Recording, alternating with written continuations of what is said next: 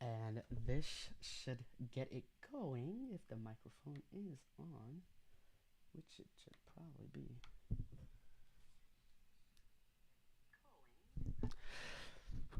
I know this is streaming mode enabled, so I don't know if you want to say hello real quick, just so I can hear you. Hello. I know this is streaming mode. Good evening. It's Good behind. evening. Okay, we're good. Perfect. We are great. We're golden. We can get started. And with that, again, it took some time, streaming problems, and I appreciate everybody staying around and waiting through the problems. But we're here. We're finally live, and we can get this going. And this is a very special episode. I don't normally start blabbering about other things, but this is the episode. This is the one everyone's probably been waiting for, because now they could finally hear the experience from this wonderful man, one of the faces of Scary Farm. So with that, I'm gonna let him introduce himself because this is a special episode and special guests get to introduce themselves. So go ahead, my friend, introduce yourself and.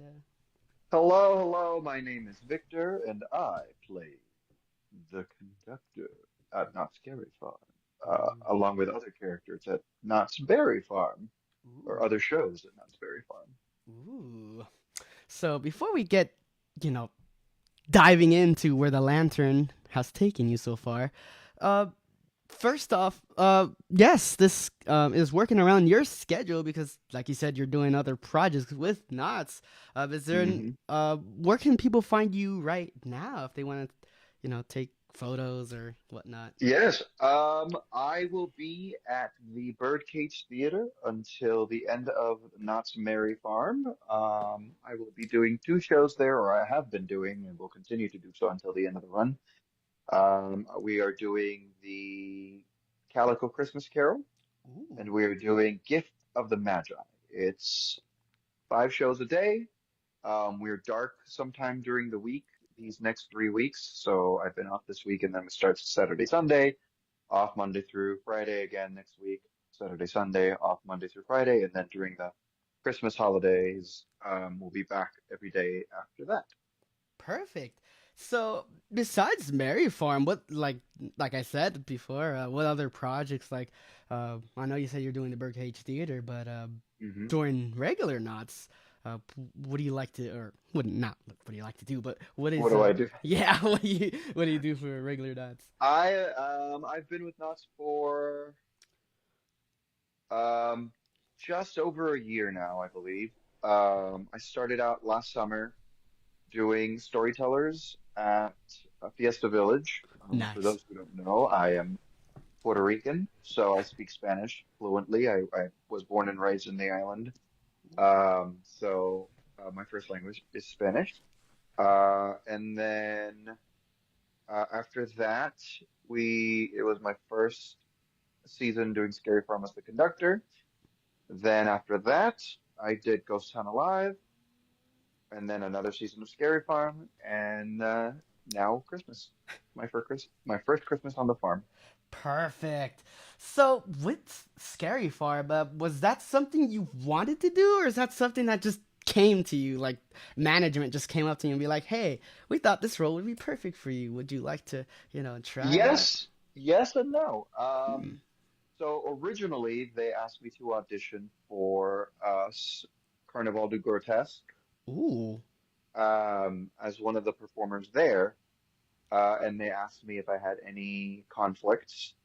And when I told them I had two conflicts, they said, "Well, sorry, we can't continue forward with that role, but we have this other role that became available, and we were wondering if you were interested in performing it since we love what you did in the audition."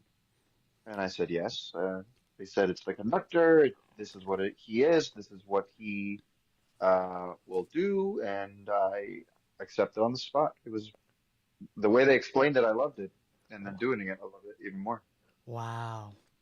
So there have been many conductors in the past. We have Yes. Alex, we have Mr. D, two of my actually closest friends. I still keep in touch with them to this day, and hopefully, if they're Hmm. watching, hello guys, this is the third I hope so. conductor. Hello, That's the other conductor.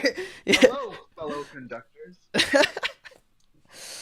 So for this role, I mean, yeah, I want to say one of the.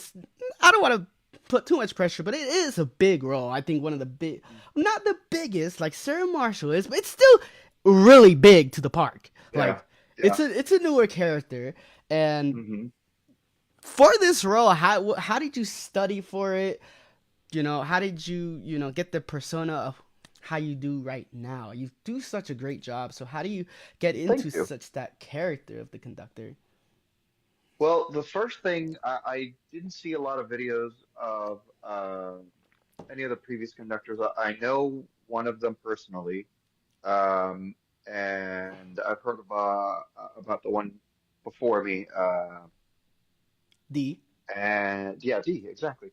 And while I didn't look up videos, I asked around, what did they do? I know Fred, who was the first conductor, he was completely silent.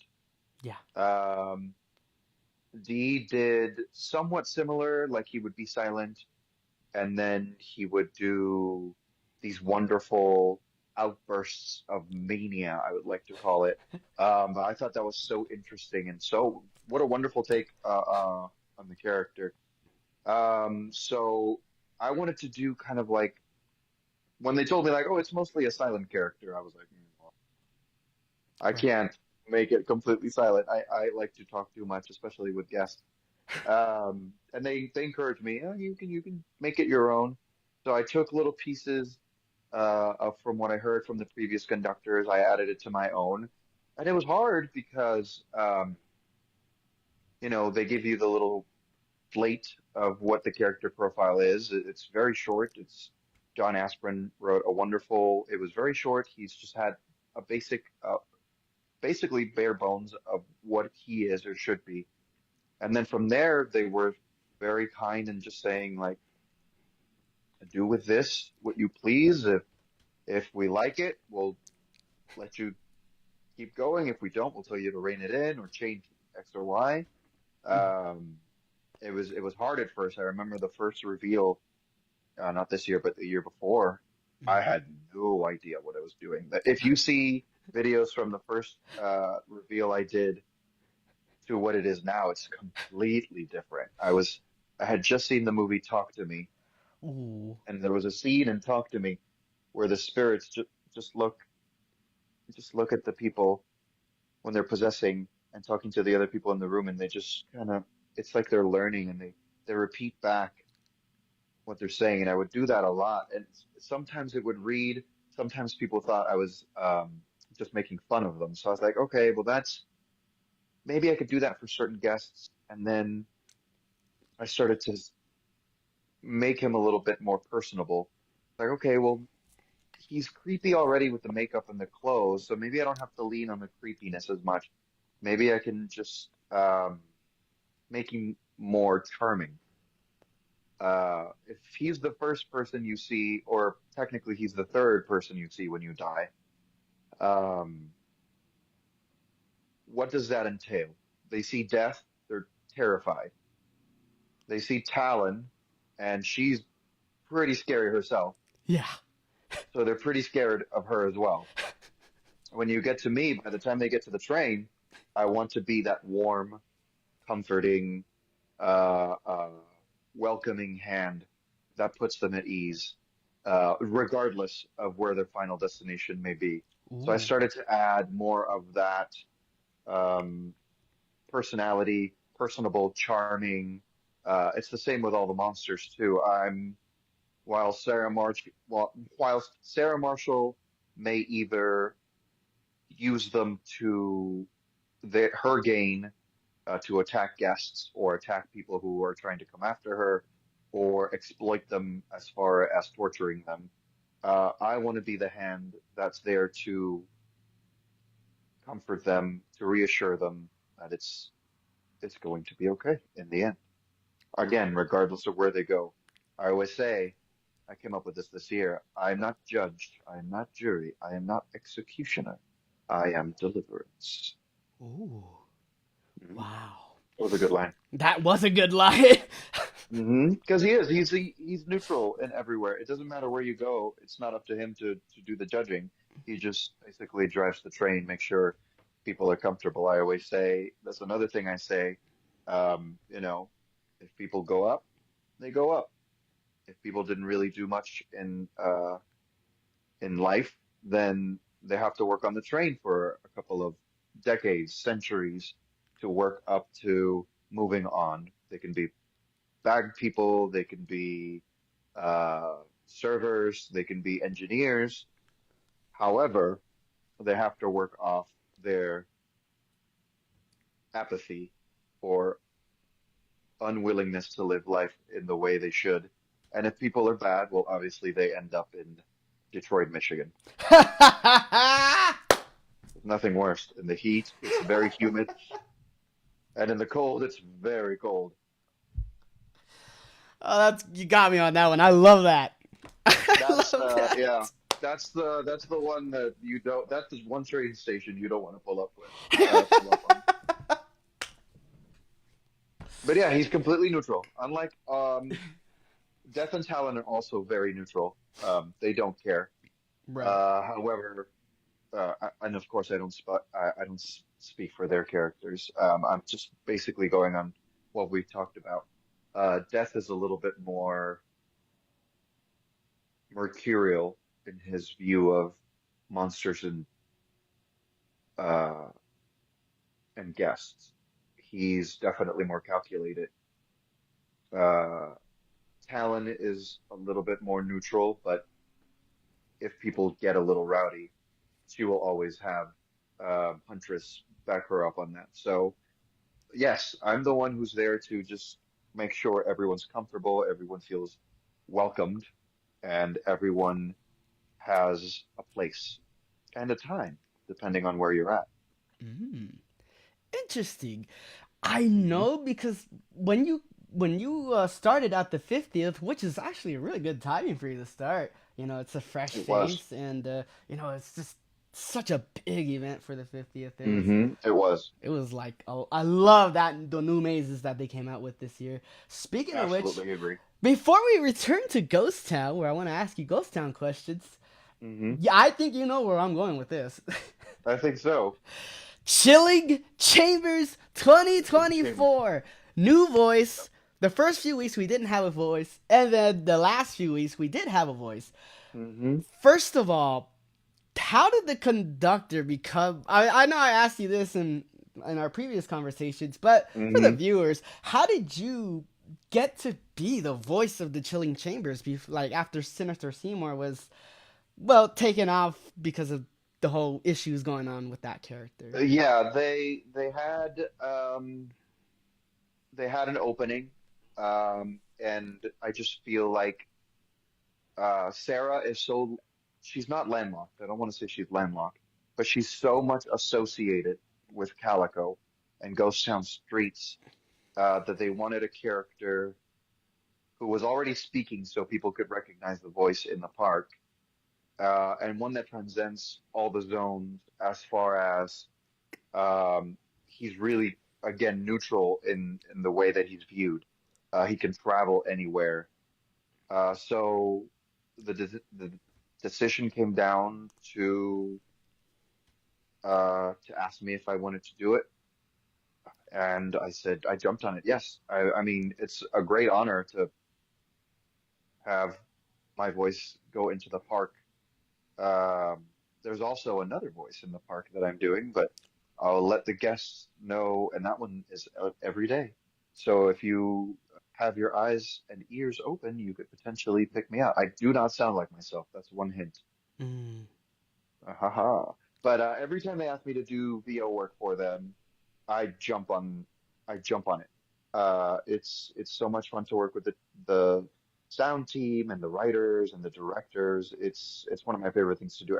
Everybody in that team and every team that works on the VO and on Scary Farm and regular day offs too, they're just so talented and so supportive that it's my favorite thing to do. Wow. And you mentioned, like you said, that people in the regular knots pay attention and keep Hmm. their eyes open. They can hear you. Yeah. But I don't want to. I don't want to spoil anything, so I'm going to leave that alone. But I do want to ask for voices. Uh, like you said, you don't sound the same as you do right now. This is your normal Hmm. speaking voice. Yeah, this is my normal speaking voice. So for the conductor and your secret voice that we'll leave alone, how do you how can you manipulate a voice that sounds different? I know for the conductor he sounds like you said, he sounds comforting. Like his voice is just so calm, like it's not angry or anything. It's just calm like, and then you just don't Hmm. know. I know one of the scenes you have this crazy scary laugh, and when I heard the laugh, I'm like, Jesus, that is the scary laugh. So how I can you try. how do you manipulate your voice just to get to these different character voices? Like that is unique. That is something I probably Uh, can't do, but I know you can. So how do you Thank do you. it? It's practice, I suppose. When I was little, I would that's how I learned to speak English. I would watch television and just I would pick up on interesting voices, and then once I would pick them up, I would start to do them over and over and over and over and over again until I got them right. Mm. And it's just the same for VO work. Um, a lot of people can come up with their own voices. That's hard. It's hard to do. When I try to do it, it's been successful to some degree. Yeah. But my roommate, who also does voiceover work, um, she always says that there's an industry-wide secret, and anyone who's trying to get into VO, this is a great little tip. Um, Bad impressions of other people often lead to wonderful original character. Ooh. Uh, and that, yes, you're like, oh, they want a Vincent Price type because that's where the inspiration for the conductor was, Hmm. especially this year. Last year, he sounded a little bit different than I did this year. Yeah. But they said, what if you do Vincent Price and then lower the register? Because Vincent Price is up here. But if I do Vincent Price down here, then that's more of it's a little bit Ghost Host. It's a little bit Vincent Price. Uh, and yeah, it's just a bad Vincent Price impression, a bad. ghost host impression. That's basically Paul Frees and Vincent Price were the two major inspirations for that. That's so cool. Yeah, like Hmm. I said, I think every cause like the first conductor, like you said, didn't really have a voice. The second Hmm. one, the second one, D, and then yourself, you contributed your voices to the part. So I love Dee's voice. Dee's voice was right, magnificent. I Oh, I'm envious because he had this beautiful, deep. Yeah, deep, bellowing, soulful sound. It was beautiful. I loved hearing his voice. From the few videos I did see just to see what they were doing. It was incredible. I loved his voice. I do too. It's wow. Hmm.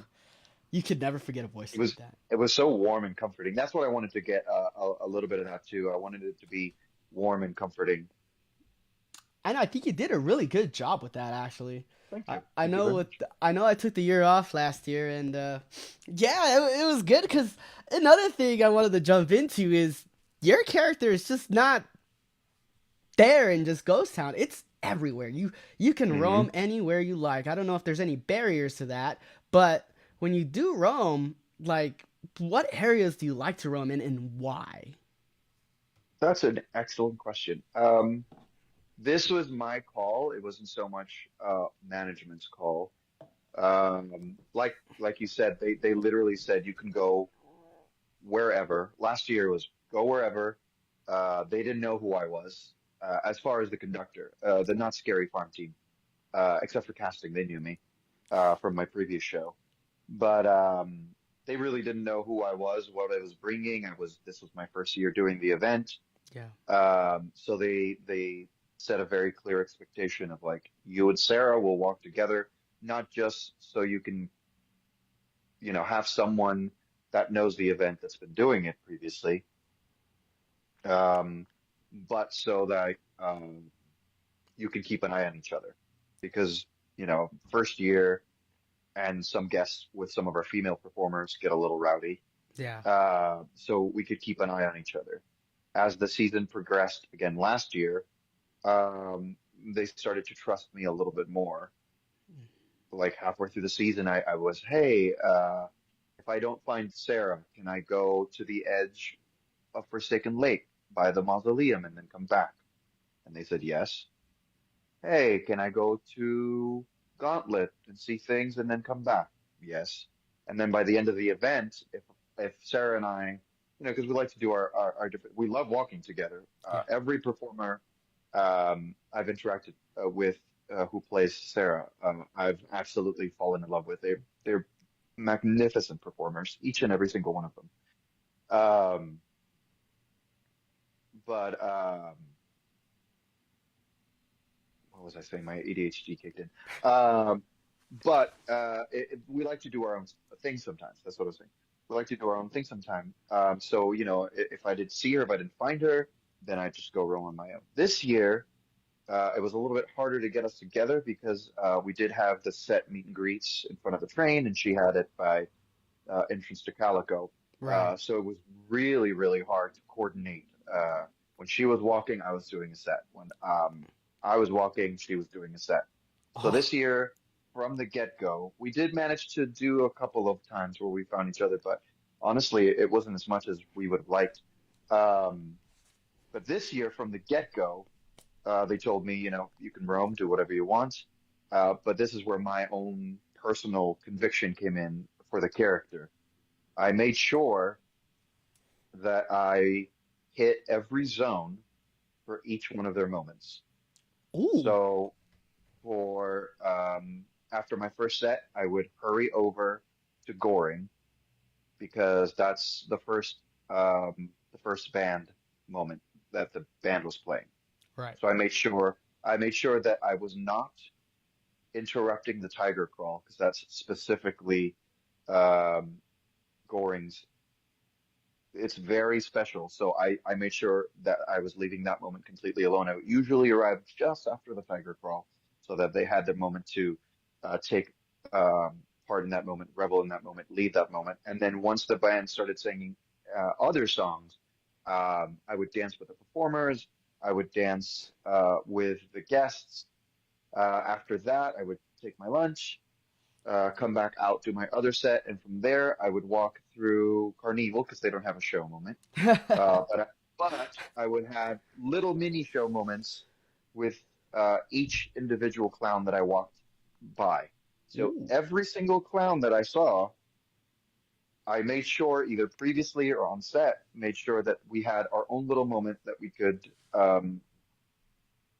have so that it felt special.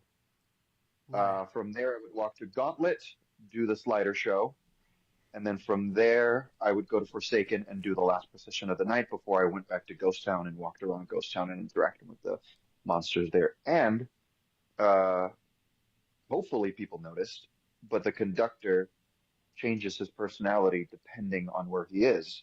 Mm. He's tailor made. Again, it's that thing of making people comfortable. Wow. So when I'm in Ghost Town, I was always very just the conductor. I was more of a silent uh, conversationalist, having conversations with guests, with the monsters. I would help them scare. I always say I'm not very scary. I'm the chill in the air. Right. I'm the shiver down your spine. I'm the goosebumps that come on when nothing is there. Um, So I would set up scares. People would be looking at me or I'd be talking to them, and then they would come from the sides. I call that the clever girl because I'm in the middle, and then they would come from the sides and scare them. When I went to goring, I let myself be a little bit more loose. I would dance. I would dance with guests. I would dance with the monsters. I would drink Devil's Elixir. If I had any of the zealots come at me, like, why are you drinking Devil's Elixir? Why are you doing this? I would always explain, like I said, it's not my job to judge. It's my job. It's my job to make sure people are comfortable. So that's how I got away with that. With the clowns, the conductor was a completely different beast. He would be silly and he would be downright foolish at times. He would join in the hijinks. There was a chimpanzee clown this year, and I would go full chimp and just start beating my chest. And um, Tiptoe and I would ballet. Uh, Isel and I would carve people up with her chisel. I would encourage other people. I would pet the Ben, the Dalmatian dog. I would pet him, and then I would go fetch, and he would fetch guests and scare them that way. When I was in Gauntlet, there was two sides to the conductor. It was very much a member of the court. Yes, Your Royal Highness. Yes, Your Majesty. And then to the flip side of that, when I would talk to the other peasants, I would treat them. I would be comforting. I would try to comfort them as much as I can, unless they stepped out of line, and then I would have the guards seize them Wow. uh, and take them down. And then the jesters and I would have the kind of the same rapport I did with the clowns at um, at Carnival. Slightly different. It was more jokey. We would tell jokes to each other, try to make each other laugh. And then in Forsaken, I would make sure that I would take care of the children. Every spirit there um, was a lost soul that had escaped my train, so I wanted to make sure that they were taken from their final resting place. So not escape my train per se, but after they had been taken to their final destination, they had been snatched from that final destination. So I wanted to make sure that everyone was as comfortable and happy as possible. So I was very loving, very caring in that location. So yeah, every location got their own version of the conductor, Wow. and I made sure that I visited everyone at least once. Sometimes the schedule got a little muddled, or if I talked to guests for too long and I missed something, I didn't get to. But it was few and far between where I didn't get to it. Wow. We actually, one of my friends from Chilling Chambers, Mr. Richard, says, on my day off, I met the conductor and Greenwich over by Oh, I think he meant Carnival. Clown Town, Clown Town! yeah, Uh, Clown Town. Took a video of them and my daughter in her Princess Peach outfit. And he says, thank you for the memory, El Conductor. You were great. Thank you very much. I appreciate it. That's one of my favorite things to do as the conductor. You know, all the other monsters do a wonderful job. Some of them their intent is always to be scary. Some of them will cater to the children differently, of course, but the conductor again is that one spirit who will go down on one knee. Will ask them questions to make them more comfortable. I love seeing the children that are petrified. And then after our conversation with me, they're a little bit more willing to engage, or they seem a little bit less afraid. They seem more excited to come to the event more frequently and learn. Um, yeah, that's pretty special to me. Wow. So for the conductor and the Green Witch, they both have different personalities. And I know you mentioned that you both would walk together sometimes last year.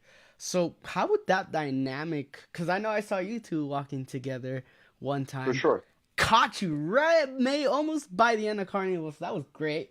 Mhm. Such a great interaction. I love the interaction I had with you guys and I know I called you first because I was like, it's the conductor, and then Sarah Marshall, and then Sarah Marshall's like, you say my name first, and then yeah, you gave me front, tickets to your train, so I appreciate the tickets, Of really do. course, of course. The dynamic is, I mean, Sarah Marshall is the show, Yes. as far as I'm concerned. Um, and it's my job to support her. She is the one who summoned the conductor over. Last year was a different storyline where she summoned him so she could spread the curse further than Calico. Uh, this year, the portals are kind of open. There's two working theories. I will not tell you which one is correct. It's up to the guests to decide or the performers to decide. The first one is that the portals this year are a ripple effect of how Sarah's curse in Calico affected other areas, not just in space, but in time. Mm, So, how it ripples in basically a multiverse situation. yeah. Her curse in Calico here affected the 1920s uh, in this way in another universe. Uh, Her curse in Calico affected a circus in whatever time period it takes. Her curse in Calico affected the lake in this way, and Gauntlet in this way. So that's one of the theories. It's a ripple effect, and I'm just showing her what it is. Mm, The other one is that the curse has nothing to do with the other portals this year. Calico is its own cursed land, and the conductor is basically showing each deadly sin to the guests. He is sick and tired of seeing how humanity treats themselves and each other, and he's showing them what each deadly sin is costing. What deadly sin? For example, I always say that Calico is wrath. Um, Calico is Calico wrath. Can't remember, but I think so. Goring is, if not a deadly sin, it's a bad value of humanity. mm, Goring is definitely uh, decadence and debauchery. Uh, Sloth is the circus. Um, Greed is gauntlet. Uh, what is it? The Forsaken Lake was pride because they think they are buff death. Yeah, and I think Wrath was Calico. So I'm showing everyone who comes into the park, if you keep down this path, this is where you're going to end up. Very careful. So both are working theories. It's up to the guests which one they like more, which one they prefer to hear. right. And I have a theory of my own, but it's not mostly about the scare zones, surprisingly. And I don't know if you've been through all the mazes besides Chilling Chambers, of course. I honestly, this year, I only went through three, two mazes this year because unfortunately my days off, I had other responsibilities to attend to, but I loved the two mazes that I was able to go through Widows and Eight Fingers Nine. Ooh. Those are great mazes. I love them. I agree. I agree. They were very good. And I can't wait to see what replaces uh, Bloodline and then another one that was leaving Waxworks. Waxworks. Yes. Hmm. I can't wait to see what those ones get replaced with. Yeah, I'm sure we're going to get the same level of uh, workmanship, craftsmanship, and inventiveness that we get from the team because they are absolutely incredible at what they do. Definitely. And my working theory is I know this year Sarah Marshall or the conductor, unfortunately, on TikTok took a second place this year because apparently people are more afraid of killer popcorns than ever before. You know what? The popcorn is a superstar. I remember walking. I was walking through Calico, uh, and all of a sudden it was Kmart. So that little area by one of the saloon exits, the one that has the blue lights, and the popcorn was walking by, and people lost their ever-loving minds. They were cheering, they were clapping, and to whoever the performer was that night, my hat's off to you, sir or madam, they, them, whatever you are, because they started doing a little jig, a little dance, and playing to the crowd, and I loved every second of it. That was one of the best things I've seen in my 2 years doing the event. My jaw was on the floor. I was clapping along with them. It was incredible. Incredible. Gotta love popcorn, right? You gotta love popcorn. It's buttery, it's warm, it's salty, it's everything. My working theory is for that is that all of the like I'm gonna go to your ripple effect sort of and Hmm. add a little to Yes. that, and I'm gonna say that part of that, some of that leftover evil magic, unfortunately went to some bag of popcorn left behind, and well, yeah, 100%. Yeah, 100%. I agree. that's a It theory could be for the me. I'm like, it could be the ripple effect. Yeah, it's absolutely. It could be the other end of that. Again, it's basically a multiverse because no area is the same time period or kind of the same effect. So it could just be a universe where popcorn is sentient and alive. anything can make sense in the multiverse. Anything can make it exactly. It's fantastic.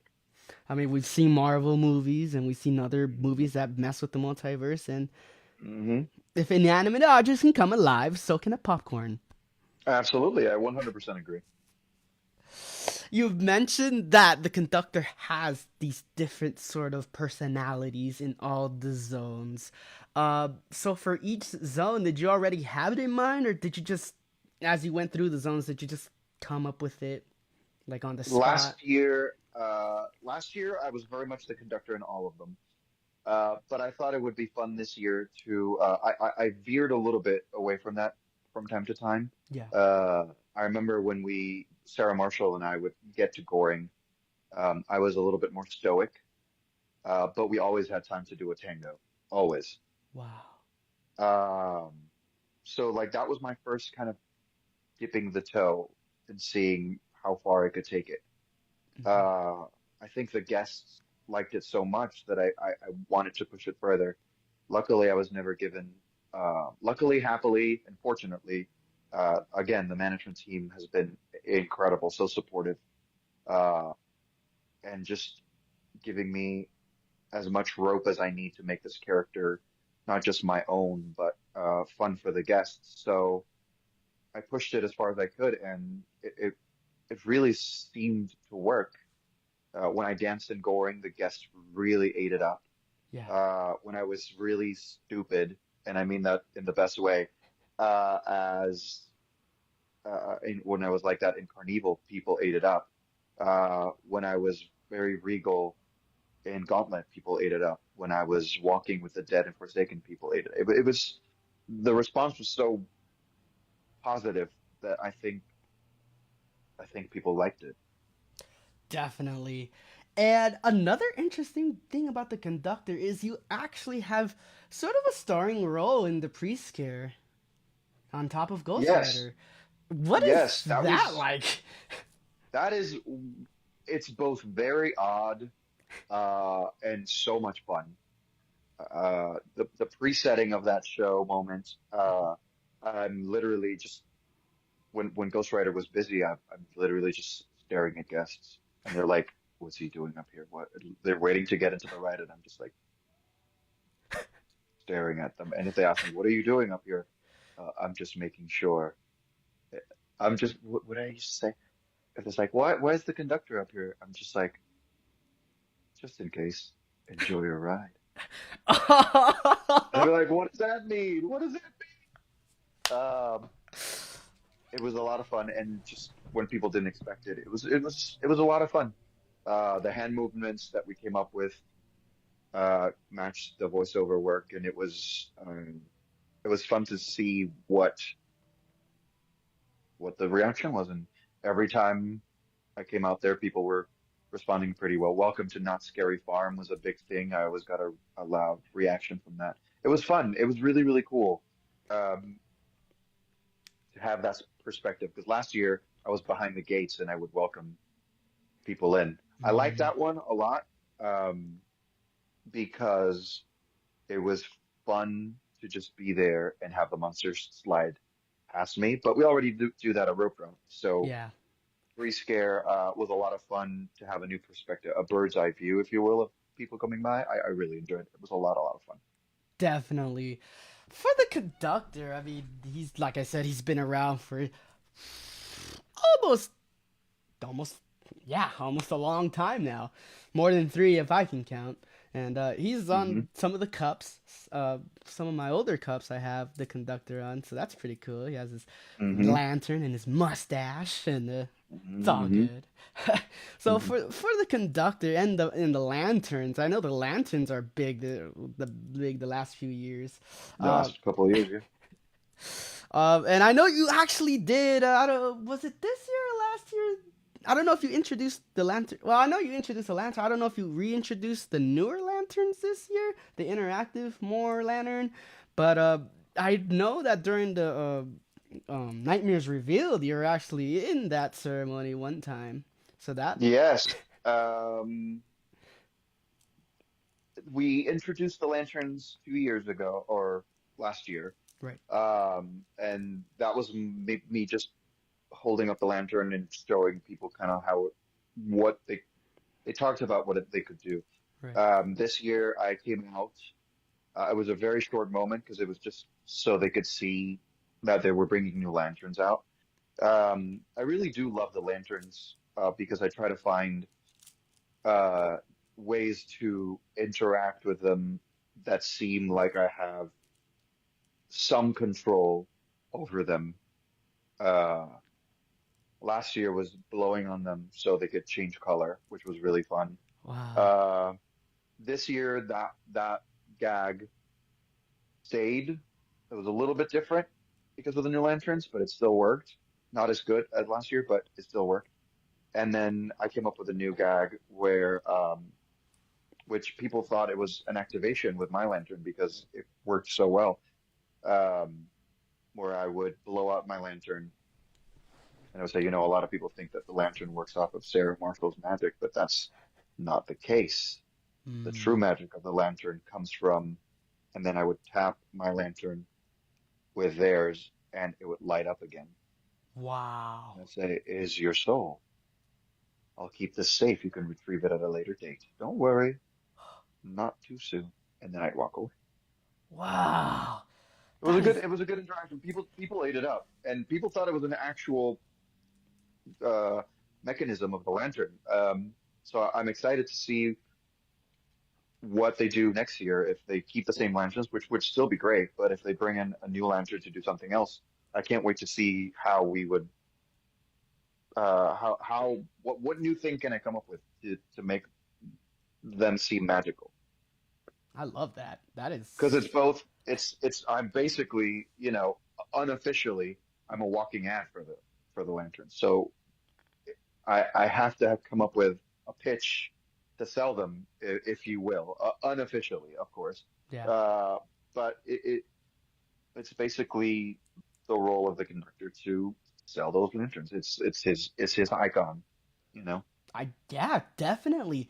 And so for the guest, I know that you said like for your second gag that it was activated by the soul, but for for the lantern for the guests, what just I know it's gonna be different for each guest, but does the lantern have different meanings for each and everybody, or do you have your own sort of theory on why the lanterns exist for guests and not just you anymore? Well, people always ask me like, "What does your lantern do?" And I was like, "Mine is the original. Mine is the one that opens the portals. You have but a taste of my power, so you can activate little things around the park. This is kind of like a training lantern, if you will, that has the Ooh. training wheels on, a training program. You can do certain magic with it, but you can't do the things that mine can do. And that's why when they try to tag me and my lantern wouldn't tag, they're like, yours doesn't work. I was like, it's because mine's the OG. It's it's not going to be overridden by the likes of you. You're training magic. Yeah, exactly. It's their training wheels. So you have a little taste for either Sarah Marshall's magic or the conductor's power because he doesn't use magic. Interesting enough, I have my lantern. A lot of people know I have a lantern. It's right there. But on my, I know you can't really see it. Let's see if I can turn this around. I don't know if you can see it. It's right there. It's just a frame. But yeah. Did you get one from last year or this year? This was actually from this year, so it has a Nice. spider on it. But I love this year's. I was gonna get last year's, but they sold out unfortunately. But for this It year, did. Sold out fast. great. Like I didn't. I don't think Knott's knew that this was gonna be a new trend for them. They didn't not estimate how popular the lanterns were going to be. And this year they compensated for that, which is great because I remember how disappointed a lot of people were that they couldn't get lanterns last year. So it was great to see that everyone who wanted one got one this year. I think they're, and I know they're with Mary Farm now. It's like ornaments, right? And then bubble ones too. It's those are the The two. bubble ones, yes, the Nutcracker bubble ones activate stuff, which is really neat. Wow, that is, yeah. I was with my cast yesterday at Knott's, and they were telling me how like the bubble ones and the ornaments are actually like Hmm. the lanterns, but more of a Christmas style than Correct. scary farm style. So I'm like, oh, that's Exactly. cool. Get the kids hooked early on a little Yeah. scary farm magic. Yeah, absolutely. Get them ready for next year. Exactly. And so, what I find interesting about the lantern, and this is when I went through Widows, I noticed that one of the scenes, I forgot like what it was, and it was a dark corridor, and Nas is not gonna let light distract from the show and from the Hmm. actors. And I remember when I went through that corridor, that lantern turned off completely. No lights, no color, no nothing. Okay. And I'm like, wow. And it makes sense with now how you say like it's like activated by your soul. So I feel like during that corridor, your soul's gone. Like there's just no soul at all there. Like no guy, it's Yeah, gone. yeah, yeah. And I'm like, why is my lantern off? It's silent, so the widows can have their way. Exactly. That is, yeah. Those are one of the greatest elements in the park, and like I said, like he said, I hope they do bring them back next year because they really add more. You just I'm sure they're a huge fan favorite. I hope that I hope that they expand on the things that they can activate, not just in the zones, but within the mazes. oh yeah, I love what they have now within the zones to activate, but I mean, we who doesn't love Steve? right. But I hope they put more out. I think it's very popular. It is around the park, everywhere. I mean, I know Hmm. that this year they had more. Like they're adding like slowly but surely adding more activations because I know it was For limited sure. last year with a few Hmm. things, and Yeah, absolutely. so now this year it's like you got the main gate, you got Forsaken. I believe someone told me Goring has an activation too. I believe it was the car, the crashed car by the train tracks. I Ooh. think that was the activation. I'm not 100% sure on that one. Um, and a lot of people didn't know about this one, but if you went by the Calico Mine stage, the big stage where the Carnaval du Grotesque was, Mhm. um, and you shone your lantern a certain way, you could change the color of the K in the one that the spiral that goes up, Wow, and you could change the color of Supreme Scream to orange. that is so cool. And that was a good activation that they did this year. It was really, really neat. And not a lot of people knew about it, but it was a really good one. Definitely. Wow. Scoring did not have one. My friend Emma just told me. Oh. Scoring did not have an activation. Ah. Yes, I thought someone said that they had an activation. I don't know. I don't know if they meant a different zone or somewhere else, but I can tell you, like, yeah, yeah. Okay, yeah, that makes sense. Yeah, 'cause I don't know if it was Carnival or Goring. What? I know that someone said it was somewhere in Carnival there. had one. Carnival had the ticket booth. Ah, Rent from okay. anytime. That's right. You know what? Someone told me that there was a hidden one in Carnival. I'm like, I don't see anything. But now that you mentioned the ticket booth, I'm like, Yeah, I could have tried the ticket booth. And I'm like, for it's years, I was definitely when they rolled out the ticket booth, I'm like, Easter egg. We'll see. maybe And then here we are, finding out that it's the ticket booth. So next time it's I'm the in the ticket park, booth. I am gonna show my lantern to the ticket booth, and I'm gonna enjoy the secret Easter egg they have there. So It's a fun activation for sure. definitely. So you as an actor, I pretty like you said. I think you're coming back next year. I'm certain by how you're responding. Is there anything that you want to not necessarily change, but add to the conductor's character that you thought about last year, but weren't really ready to Um, try out? I well, like I said, I'll always come back as long as they want me. I'll keep coming back. I love the role. I love Scary Farm. I love the people I work with. As far as the character goes, I think he is pretty much set in stone. This year was the year that I got him down pat. Like the way the conductor was this year is the way he's going to be every year. The thing that will change, and it changes every year, you know, is my interaction with the guests. Um, what interactions can I put in my back pocket that are different than last year? Obviously, it depends on the guests, how they come interact with me, what conversations they're having. But sometimes you can have little like a little Rolodex of, oh, if they're talking about this, I can talk about this.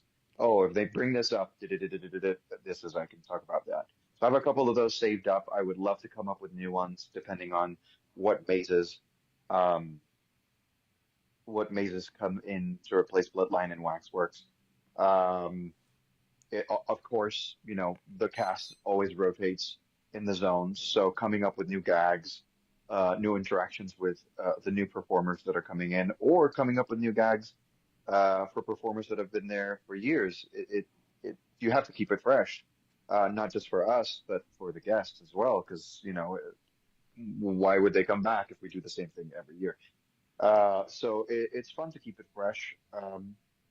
I honestly don't know what that's going to be until I come back, hopefully. Again, hopefully, you never know.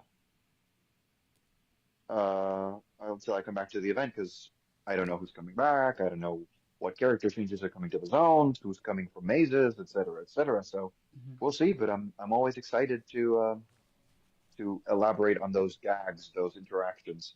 But yeah, the character I think this year kind of just I got him down pat. So I think that is going to stay the same. But yeah, the interactions are definitely going to evolve. I love it. So I had a question earlier, but I forgot about it. That way I didn't ask. But now I have a really fun question for you, and it's something I haven't asked in a long time. Surprisingly, I don't know. I don't know why I forgot the question in the last few interviews, but now you get to answer it. You're the first one to answer it in this continuation of season 2. And that is, if the conductor was here in this time period, just modern day, because I know everywhere is different in like Mm-hmm. knots, and it's not really modern day, it's more of like decades ago and stuff like that. Mm-hmm. But if the Mm-hmm. conductor were to somehow just travel to this time period, 2024, how would he feel about everything? And what do you think? How would that change him as like Oh, personally? I think he takes because he's the only one who can. I was kind of touching on that a little bit with one of the working theories of why are the portals open this year. Um, I think he is aware of now. If you go by the theory that he's showing people, humanity, what they're doing to themselves and each other and the displeasure he feels for it.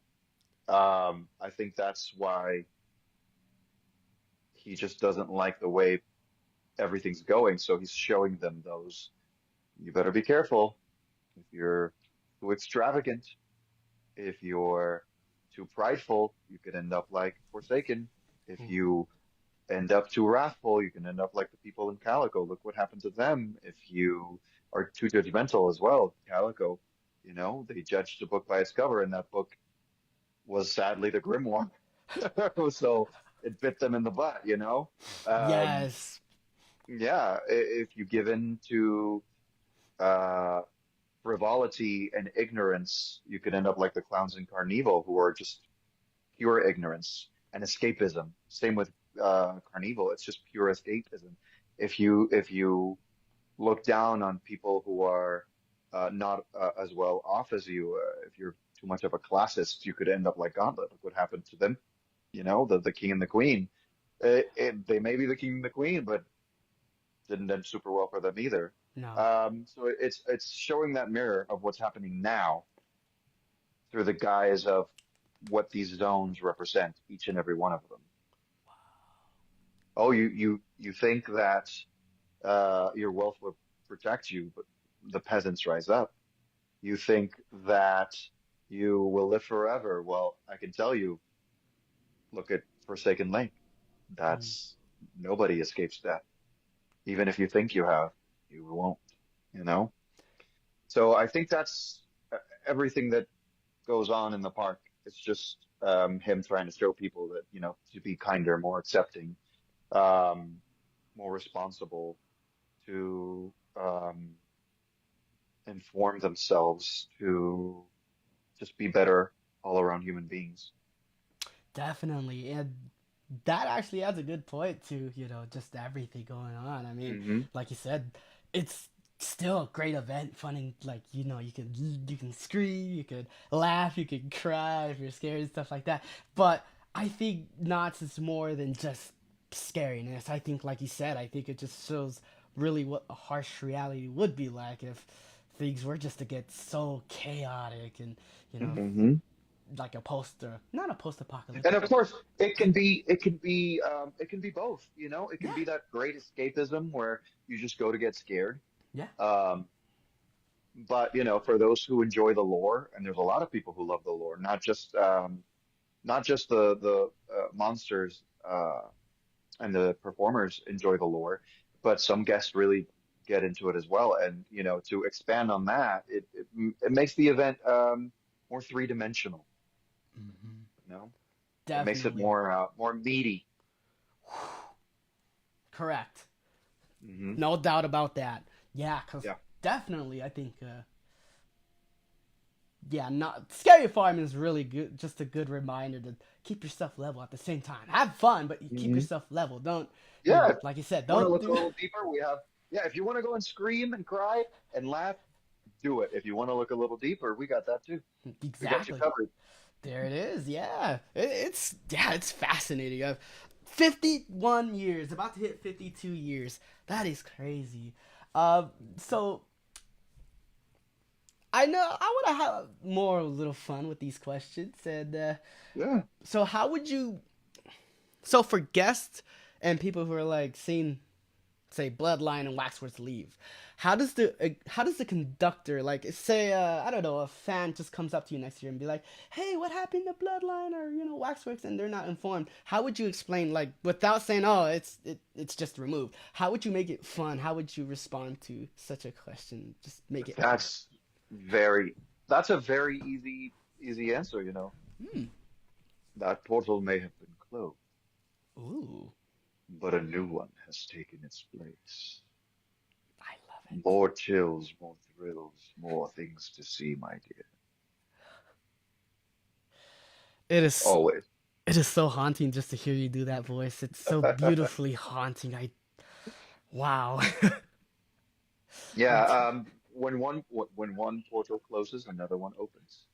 I guess That's basically what it is. that's how you can explain how Sinister Seymour is not around as much anymore. Yeah, I mean, he moved on uh, to another facet of his afterlife, if you will, and I stepped in. That's basically it. Love it. Oh man. I like the fact Everything. that I like the fact that the conductor's just so diverse and he can just, like you said, I know we backtracked earlier, but I like how he's just so different in each zone and everything like that. I just like the diversity Hmm. you bring to that character. I think it just brings him to life more than it has before because, like you said, management has been kind to you and probably have They let have you been. get a little, make the, like you said, I think you said, I believe you said that they allowed you to make the character your own. So making the Hmm. character your own seems to have been working really well. I mean, like you said, I mean, you've got like photo ops now, so I'm guessing a lot of people come see you like when your photo op opportunities come, they Hmm. come take a picture with you in the lantern, and then I They do the do. same Yeah. thing even with my lantern. I hold it up next to some characters, so it's great. So like yeah, Yeah, you, they love it. Yeah, it was obviously popular enough last year where this year they needed to, or they felt the need that a meet and greet would work, and it did work. It was it was it was really beneficial for those because sometimes, you know, since I am doing my own schedule, like my own schedule in my head of I have to go here, here, here, here, here. yeah. Some people are like, I've been looking for you all night and I haven't seen you, and it's because they think I'll be in Calico, but like, you know, they caught me when I was walking from Carnival to Gauntlet to Forsaken, and they will miss me. But those two sets were just really helpful for them to be like, this time, this moment, this is where I am. Wow. Definitely. And I like how like if people aren't like paying attention, they could actually they'll be surprised if they see that you have a photo op. They're like, oh, you have a photo op. That's pretty amazing because a lot of people, especially like the elders of Scary Farm, the older people who don't really like to use smartphones or social media.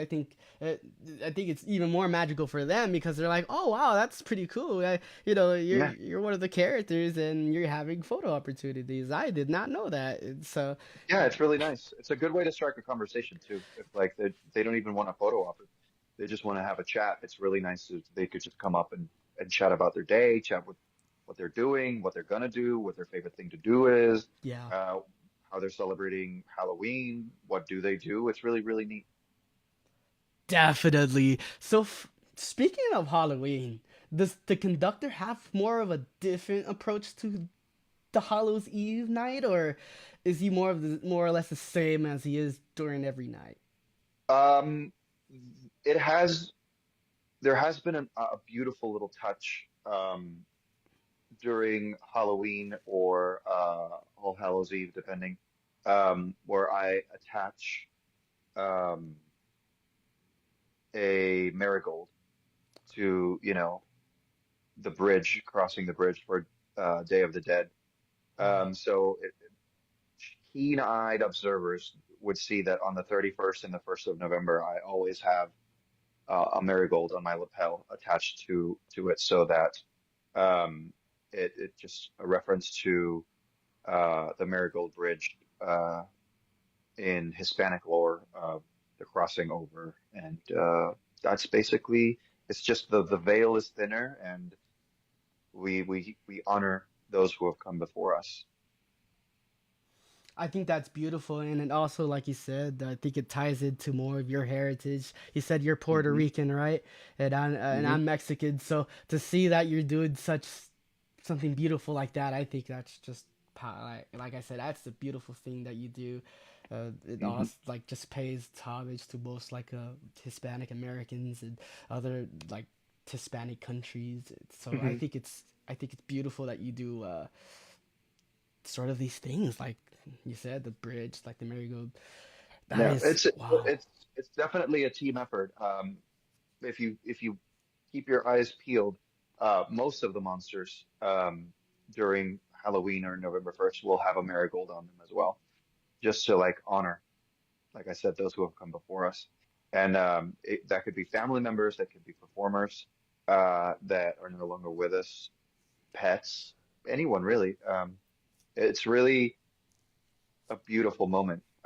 Backstage, most zones, if not all of them, have their own ofrendas where we bring the photos of those family members or those fellow performers who are no longer with. It's really touching and beautiful, and it's it's always it's the hardest night of the event, Yeah. just because there's that bringing back of memories and feelings and emotions, but it's also the most two beautiful nights of the whole event, in my opinion. Definitely. I think it adds sort of you're not just doing it for yourself that night, you're doing it for your fellow, fallen actors or family members. I think it just adds a Hmm. little more energy to the character. It adds a more Oh, uh 100%. so that's awesome. Actually, you're the first one to actually tell me that you guys do that. So I think I'm gonna consider doing that next year for my character. Absolutely. I So think, yeah, just check in with your management, your teams. scare Yeah. team, and they should be okay with it. We bring in marigolds, we bring in photos. If people don't have photos, we have notes, and they can just write a message about who they're doing it for. So yeah, I think it would be a wonderful thing to bring to your zone or maze if they haven't. Definitely. Yeah, I really do appreciate you bringing it up. I know, like I said, I have Richard here, one of my spine masters. Really nice guy. I love his videos. He's got some of yesterday of our hangout, which is beautiful. Richard, I love you, man. You're great, and I'm glad your voice is back again. Because he was working nuts with mostly a raspy voice, and actually that really worked well for him. I mean, it scared the hell out of people all night. So I was like, all right, if it works, don't just keep doing it. Do what you Just do. keep It doing it. works. Yeah, like the way he just has his voice, like it's different now. You can tell if you heard him talk during Hot, and now you can tell it's different. Even I'm telling him now, it's like I'm meeting a different person, but I know it's still you. But it's like the tones of people's voices. Like I think it's awesome. But again, yeah, I think he's gonna tell the group chat right now that hey, this is the thing. So Richard, you can send that to the group chat if you want. That will make sure that everybody knows to check in with their manager next year and stuff like that. But yeah, that is just so beautiful what you do and what other zones and areas do for such a such that night, and it add Hmm. it adds more of a togetherness because at the end of the day we're all Hmm. family. Like 100%. Yeah, we're definitely one team.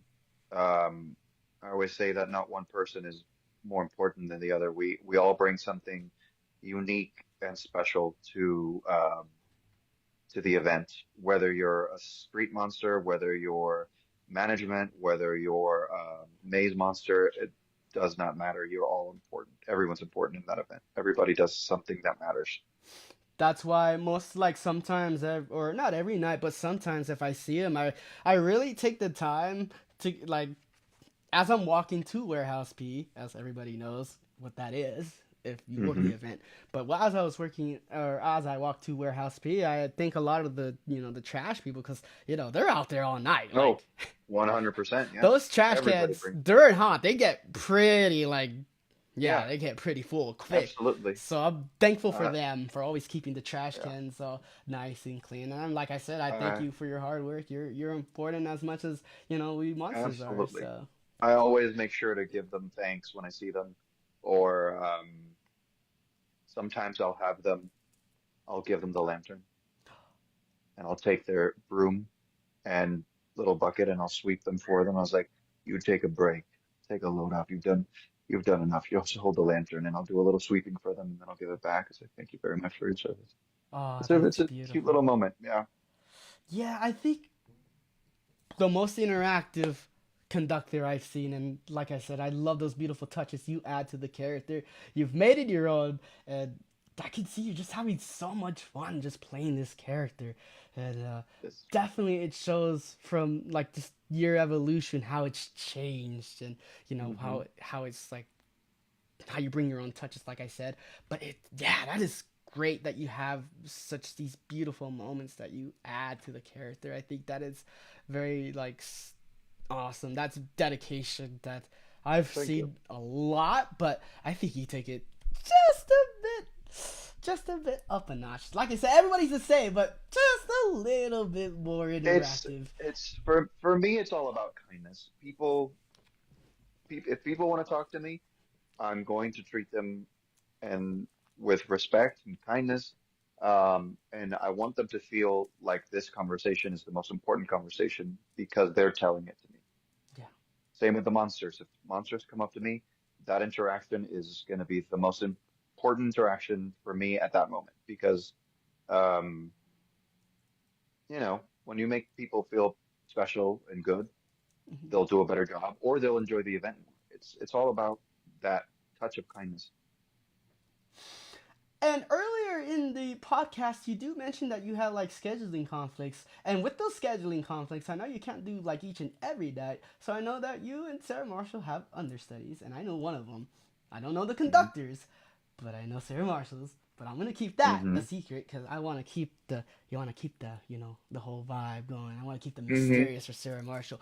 But for that, do you coordinate with your understudy, or do you like to just well, I don't want to say like that sounds weird, but more of like you like to coordinate like, hey, this is you add your own touch to this, but Um, I gave him pointers and tips. I told him he could use them if he wants to. He doesn't have to. right,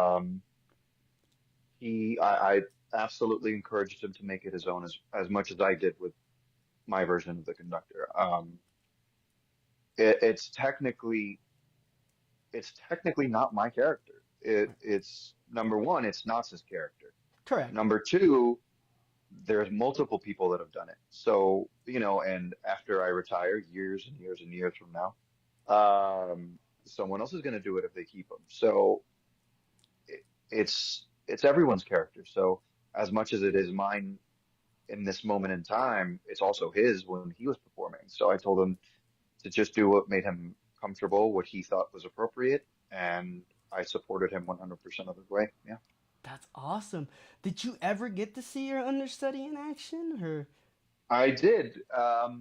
The first night he was in, I was able to be on the streets as another character, ooh, and I was able to interact with him from time to time. And yeah, in my honest opinion, he was doing a fantastic job. that's wonderful. Yeah, like I said, they have really good casting, so they put everybody where they fit in the most, and I think that just hmm brings out that inner monster for everybody. Because they're gonna honestly place you somewhere that they know they have a reason they put you there, and 100%. Casting does an amazing job. same for you. I mean, they thought you were a good conductor, and here you are being the conductor. So that is great, like you said. I mean, it's not just your character. Of course, it's the park's character, but it's also the other like individuals who inhabit the character. So I think Yeah, it's great that it's more of a universal character and it doesn't have to stick it to is. just one script. So It first and foremost, it's not Barry Farm's character. right, Second, it's all the people who have played his character as well. exactly, yeah. Like that's the order. And then third, he belongs to the guests as well because, if they're not in the park, I'm just performing for no one. So it's that hierarchy. Who does he belong to? He belongs to basically everyone and everyone. Everyone who comes to the park, everyone who interacts with him, everyone who's played him, and the event itself. That is amazing. Another fun question I have, and this is not mostly, I mean, it is not related, but it's more loosely based. So, for like your days as the conductor or other characters, what is mostly your routine just daily from like before you go into the park to after you leave the park? What is your normal routine? That's another question I like to ask people because Yeah. everyone has different Uh, routines. So my routine is usually I would go in, put my contacts in, change into my basic just shirt and pants. Um, then I would get my makeup done, finish the ensemble, um, go to the area, kind of start like getting into the mindset of the conductor for pre-scare. Then I went backstage, kind of dropped it for a second, take a breather. Then we got ready for pre-scare, and I was by the grill for 15 minutes before rope drop, just back there, just kind of like getting into the mindset because it's a little bit of a different mindset. He's very much me, but he's how do I put it? There's parts of he's me, but there's it's parts of me that I dial up to 11. I think if you put some of yourself on the character, it becomes more believable, and people can tell that he's a real thing because you are basing him on a real person. yeah. So it's I have to pick the parts that I accentuate. Sometimes when I get anxious, I have a little bit of a tick where I twitch, and I would just kind of bring that twitch to him because he's everywhere all at once. Right. He sees everything, so like he's coming in from somewhere. If I'm looking at a guest and I quickly jab, that means I went somewhere and came back. You know, Wow.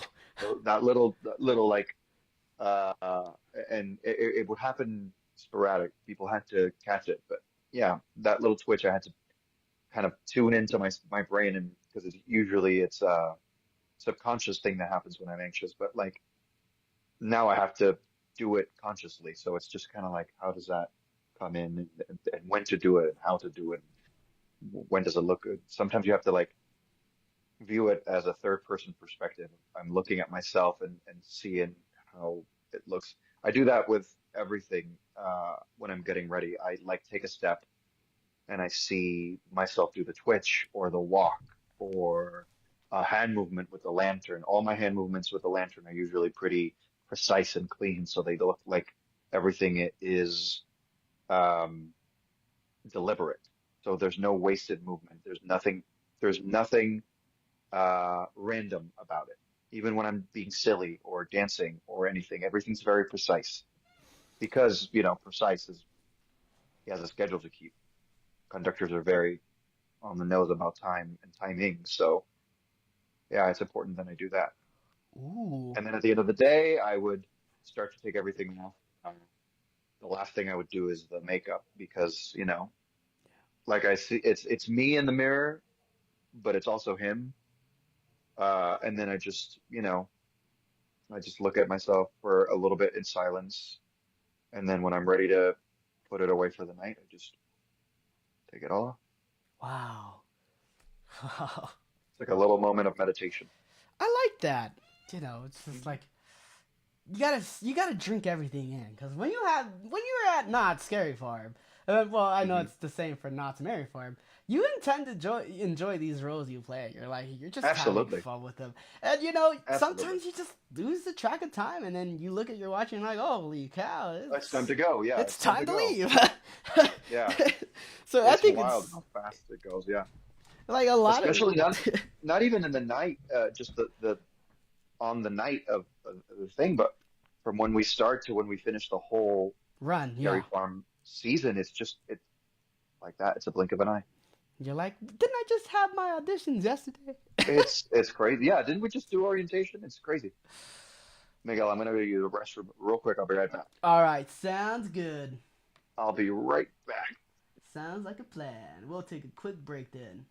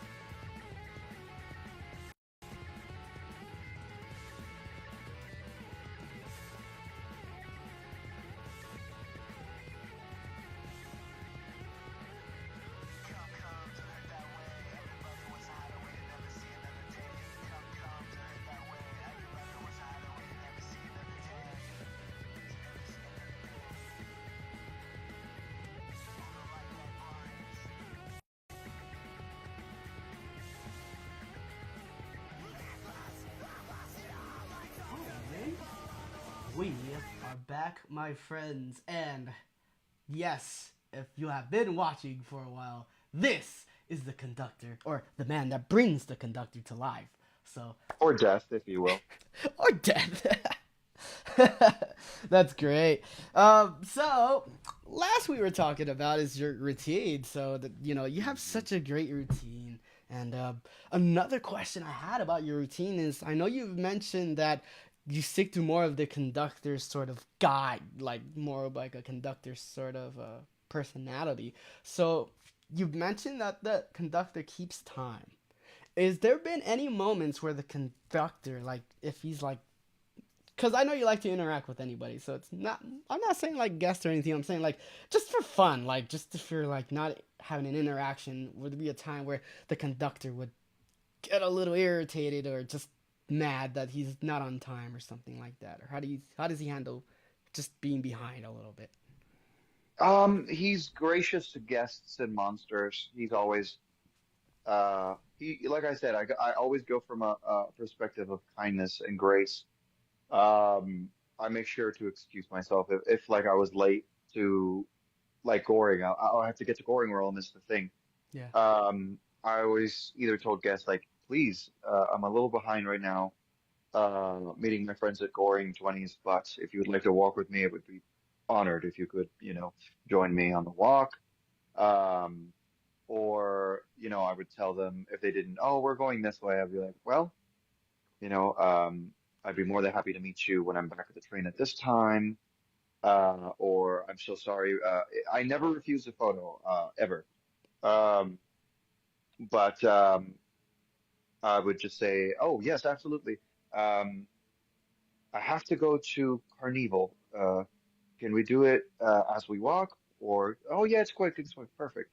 So I always try to, I never lost my temper, even when guests were rowdy or um, misbehaving. Um, I would either ignore it or I would just turn around and walk away. I would Ooh. never try to engage. I always try to de-escalate versus escalate. Um, so I always either ignored it, turned away, um, or if I could diffuse the situation by telling a joke or something, I would try to do it that way. Awesome. It looks like you're really good with determining if it's a good time to de-escalate or it's just a good time just to walk away with Don't walk such away. guests like That's what that. I tell the monsters all the time. When people get frustrating or they misbehave or they're acting in a manner that's, rude, just walk away. You don't have to come up with a snippy comment. You don't have to yell at them. You can just turn around and walk away, talk to your management team and let them know what happened. And that way, if they keep it up, um, they can, deal with it accordingly. But it's as frustrating as they can be at times. Our job is to entertain. So if they're not there to be entertained, then just walk away. Don't water off a duck's back. Exactly. That's why. Well, for May's characters, it's different. For me, I know I've. It's much more difficult for maze characters because they're there, they're walking through the maze. So Yeah, I and do we understand. have this little small area? But I think it goes the same. Not more of like walking away, but just not paying attention to them. Just like Yeah, just ignore them. just like all right, you know you're gonna make your comments. All right, I'm not gonna react. I'm not gonna give you the satisfaction of. Yeah, exactly. Don't give them the satisfaction. And then if you escalate things, you end up getting in trouble or God forbid, you get fired. So like, it's not even worth it. It's just you just Just ignore, yeah. yeah, just bye. And I'm glad that we have like this year we had such a great lead and we know HC. So if there was ever a problem, someone's already by the exit, and I'm like, hey, this happened right now. I mean, like Hmm. I get if they like. If it was accidental, I'd leave those alone because again, those are accidents, and I can Yeah, tell of what's an course. accident, You, what's you not. could you could tell when something was malicious and when something wasn't malicious. So I'm always like, not just to be rude or anything, but just for the sake of my cast, I would tell like if someone was doing something purposely, I would be like, hey, Of this course. this guest is being a little, a little hands on, Yeah, a little that's rough. more of a heads up. You're just protecting your cast and crew, which is important to do. I know a lot. My management saw me a few times, and I'm like, nah, it's not me just being complaining. I just want to make sure that everybody in my maze is all right. I just want to make sure there's no other I used incidents. to do the same thing when I would I always made sure that I was keeping an eye uh on the monsters in the zones, either, keeping their eyes open all the time to make sure that if something was going on, I could intervene and help them, especially if they had masks on. Because, it's if they're trying to scare someone and someone comes from behind, yeah, it's important to have each other's backs. That's awesome. And I mean, you do a great job doing that, like you said. I like the way how you just walk away because I mean, you're a street I character, try, so yeah. If they're harassing me, I walk away. If they're harassing one of the other monsters, whether it be a Calico or Ghost Town or any of the other zones, I would step in and either correct it respectfully, mm, or try to diffuse the situation. Because yeah, they can mess with me all they want because I won't feed into it, but the I draw the line when they start to mess with my fellow performers. That's something that's a hard. Mm, mm, no, agreed, no. agreed. Yeah, I think I was more angry that my not that I was getting messed with. I mean, I'm fine Yeah. with that. I mean, that's cool, that's fine.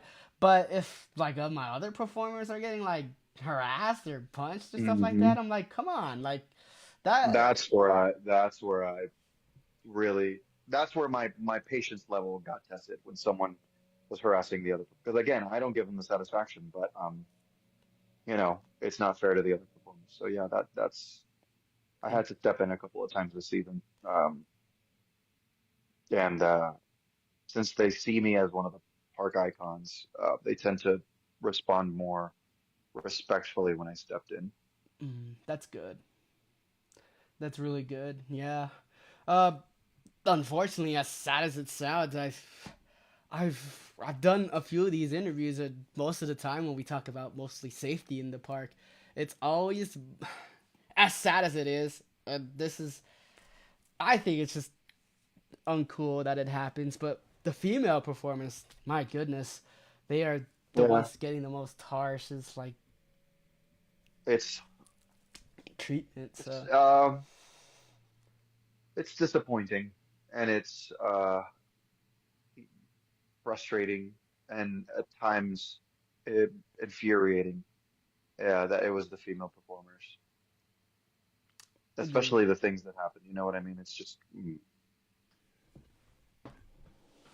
So it's a good thing that everybody is there watching out for each other. Whether it be like yeah. another female or a male performer, or like you said, the they and them, or whatever Mm, pronouns they use. It's good that someone's always watching out for each other because yeah, I agree. that right there. That's where the family sort of vibe Yep, comes from. It's like, okay, well, you got my absolutely, back, so I'm gonna get your back. So you know absolutely, yeah.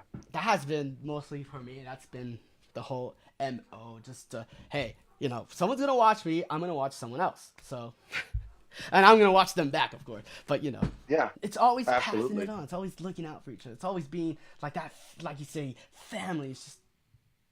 It's not blood. It's like it's your friends. It's anybody you come in contact with. So Yep. the fact that just that family sort of value comes into just not more of like, oh, this is what we do for life.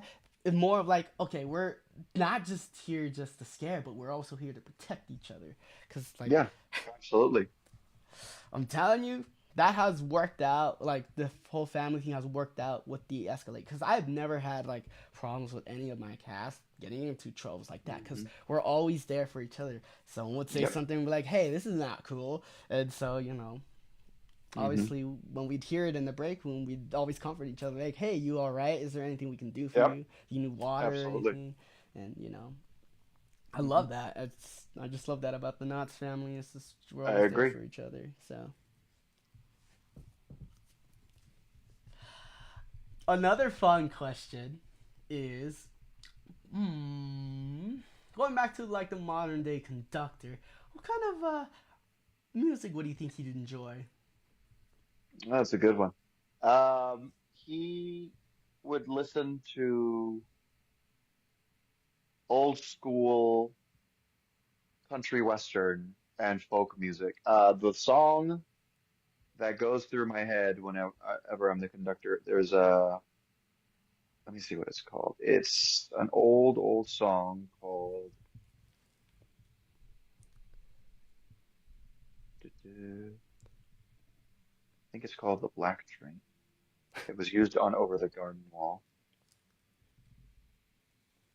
Old Black Train, that's what it's called. Ooh. Um, and the lyrics are just wonderful. The one I like is the Over the Garden Wall. Um, Old Black Train,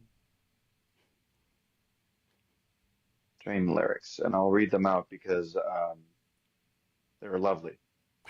There's an old black train a comin', scraping along the iron. You don't need no ticket, boys. It'll take you when it's time.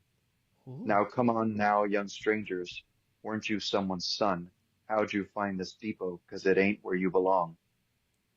You will pass a graveyard, stones worn by the years. The train will stop a minute, but don't let it leave you here.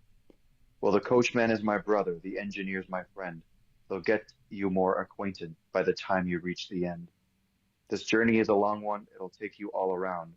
Life rushing by your windows before it lays you down. Now, where this old train's going, you can't come back from. Leave your baggage here because we'll need it when you're gone. Wow. It's very conductor coded. It is. It fits really Hmm. well. Yes, it's phenomenal. Speaking And of it's got this beautiful sound to it too. speaking with the song, I know it talks about like this whole black train and stuff like that. And speaking of which, I know unfortunately because Mesmer and Room 13 have to occupy most of the some of the train tracks, so the train can't really operate during Scary Farm, which is I know it's probably sad for some people. But if the train could run, and I know you you've been to Knott's plenty of times. You know the whole deal with Hmm. the whole train and bandits. What would Hmm. what would the whole interaction be without bandits and just the Oh, conductor? The I would love to do that. I think, oh, I thought about this. It would be such a wonderful experience, and they can do it basically. They could potentially do it. It would be expensive, but they could do it while the train is just standing there. If they have, you know how they have screens on some of the mazes to play videos.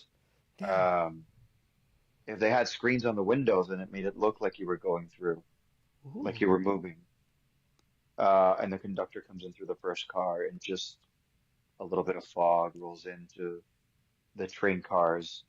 Uh, and then the monsters just basically do what the bandits do during the day. They just come in and just scare the living daylights out of you. I love that. That is perfect. It would be really fun. And then the final destination could be teased as like, are you going above? Are you going below? Ooh. Well, we'll find out another day. Welcome back to Calico.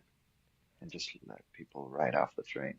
I love that. So yeah, something like it's not your time yet, but I'll see you eventually. And then just let them right off where they were. Love it. That would be a great Mhm. experience. Like you said, It would be fun. It I know would be you fun. said It it's could be it could be done. expensive. I know you said it's expensive, but it can be done. It could be done if they wanted to. It would be a fun little like mini thing they could do. An extra attraction, not quite a maze, but not quite not a maze. It's just a little amuse bouche, an appetizer to the mazes. A little fun interaction. There it Hmm. is. Quick, simple, takes maybe 5-10 minutes, and then you're in and out. And out. That's what it is. I mean, the train can hold a lot of people, so I mean, It that's no can, problem. it Yeah, can. that's no Yeah, problem at all. So, I mean, once I had to stand outside, I got in really quick. I'm like, all right, that's pretty cool. The train yeah, has much room, not like roller coasters where you have to wait a while. But yeah, yeah. There's so much room when you could do it by sections if they wanted to. It depends too, because they can add or remove as many train cars as they want to fit as many people. exactly. So there's no problem with that part at Hmm. all. The train runs during Spooky Farm. I know that it runs during Hmm. Spooky Farm, so that's pretty cool. Yeah, But yeah. once those areas of where Mesmer and Room 13 are can no longer be operated anymore because Yeah. of their time, then that would be just right there for a little while. Just a, or actually, no, like you said, like with the screens, if you just like simulate just moving, so you could actually utilize those areas without having the train actually just go somewhere. So Yeah, that's pretty it's cool. great. It would just be a an optical illusion. There it is. Like, yeah, hey, that works for a lot of places. Disneyland, Rise of the Yeah. Resistance. Yeah, That's, basically they could use some of it. Yeah. I mean, see the Rise of the Resistance. That's a really great example of an optical illusion. It feels like you're actually in space. Mm-hmm. So that's pretty Exactly. cool. So I think Knotts can do the same thing. I really think so. I like you said. I know it's expensive, but it can be done somehow. It could be done. It could be done. If they ever wanted to do it, it would be fantastic. Definitely. And then it could like after we're let down, they could let that could lead. Maybe it doesn't happen all night, but it happens twice. Like I do the little moment, and then I do the meet and greet right after. It Yeah. would work. Exactly. It'll be so special. Yeah. Oh, you just rode the train. Wonderful. What did you think? Oh, wonderful. Well, you have something to look forward to. Indeed. Another great attraction I think your voiceover will be is as funny as it sounds. It would actually be I would say the mine ride. I know right now it's Calico Candy Mine Ride. I don't know when they're gonna change Hmm. that. I know everyone. It's kind of like okay, it's maybe time for something new. So I think having you involved on the mine ride as well would be excellent. That Um, would be really fun. I would look forward to seeing what they do with that. I would be very honored to be a part of that project if they ever decide to bring me on. I mean they done it for the Sarah Marshall for the Witch's Keep, so that was pretty cool. Hmm. So Yeah, it's not like absolutely. it's and sometimes they need something different. So Yeah, that'll be good for you. it would be so much fun for me. Wow. So, is there any other attraction in the park that you'd be interested in having the conductor at least be mentioned or like being involved with? Hmm, that's a good question. Let's see. I think a little mini Snoopy conductor Love for it. the little train, the little kitty train would be funny. That would be cute. Not quite Oh the conductor, but he's like cosplaying as it. That would be really darling. definitely. That would be really, really cute. Spooky Farm. Yeah, little Snoopy dressed like the conductor, and like Woodstock as Sarah Marshall. That'd be so darling. Oh, tugs my heartstrings. I I love it. know that would be so cute. And it's not as I'd scary for the love. kids either. They're just having I fun. know. I would love to see Snoopy dressed up as the conductor. Now I want it. Right? Come on, Nuts. Can you do it next year? Please There's do it. time. Please. There's There's still time. time to get the costume ready. Those little overdressings. And the Snoopy character is just perfect already. Like, Darling. I did know you he's see the darling. You put outfits? anything on top of him and he's gonna be Oh! popular. The Peanut Festival one, though. I can't. Oh, the Boysenberry Festival outfit. Oh my Mm-hmm. goodness. Darling. Cute. Maximum cuteness. Yeah, overload. I don't know how they do it. They just do it. And, like, they gave Charlie Rowden a really nice outfit yesterday. So I'm like, oh my god. That is So so what was he cool. wearing yesterday? Let me see. I have a photo. He was wearing a flannel and a beanie. Oh, that's darling, a little lumberjack. Yes, exactly. Where is he? That's so cute. Oh, actually, before I show you, this is actually Snoopy's. It's actually because it looks like his Camp Snoopy attire, but it's all like flannel. Like it's all like, look at that. Oh, the little vest. That's so cute. It The sweet is. angel. And then there's Charlie. Look at that. Look at him. He's all ready for Christmas. The little lumberjack. I love it. I know he's darling. So shying away from Not Scary Farm a little bit, because like you said, Sure. you're taking up other projects. Mary Hmm. Farm. How has that experience been like for you? Just like overall, just being at Mary Farm. Just It's phenomenal. learning lines for me was hard because I just have a hard time with lines. Yeah. Luckily, most of the cast that I'm working with at the Birdcage Theater, I know they worked with me during Ghost Town Alive or in previous projects. So, having the support and the familiarity with that cast helped a lot with me getting comfortable in the role. I'm kind of the understudy a lot, so I know a lot of all the roles, most of the roles. But we have our main Scrooge, and then every so often I'll get to do Scrooge when he's not doing it. Ooh. Um, I'll do Fred, Scrooge's nephew. I'll do Jacob Marley. That's for Christmas Carol, and then for Gift of the Magi, I'll do the older brother Ace as we tell the story of that. So yeah, it's really fun. And so during, because how many set times do you have usually in a day? We have 5 shows. We Okay. do Christmas Carol, Gift of the Magi, Christmas Carol, Gift of the Magi, Christmas Carol. Oh, okay. Are those like what times are they usually like They apart? are, I have the information right here, actually. I'm glad you asked.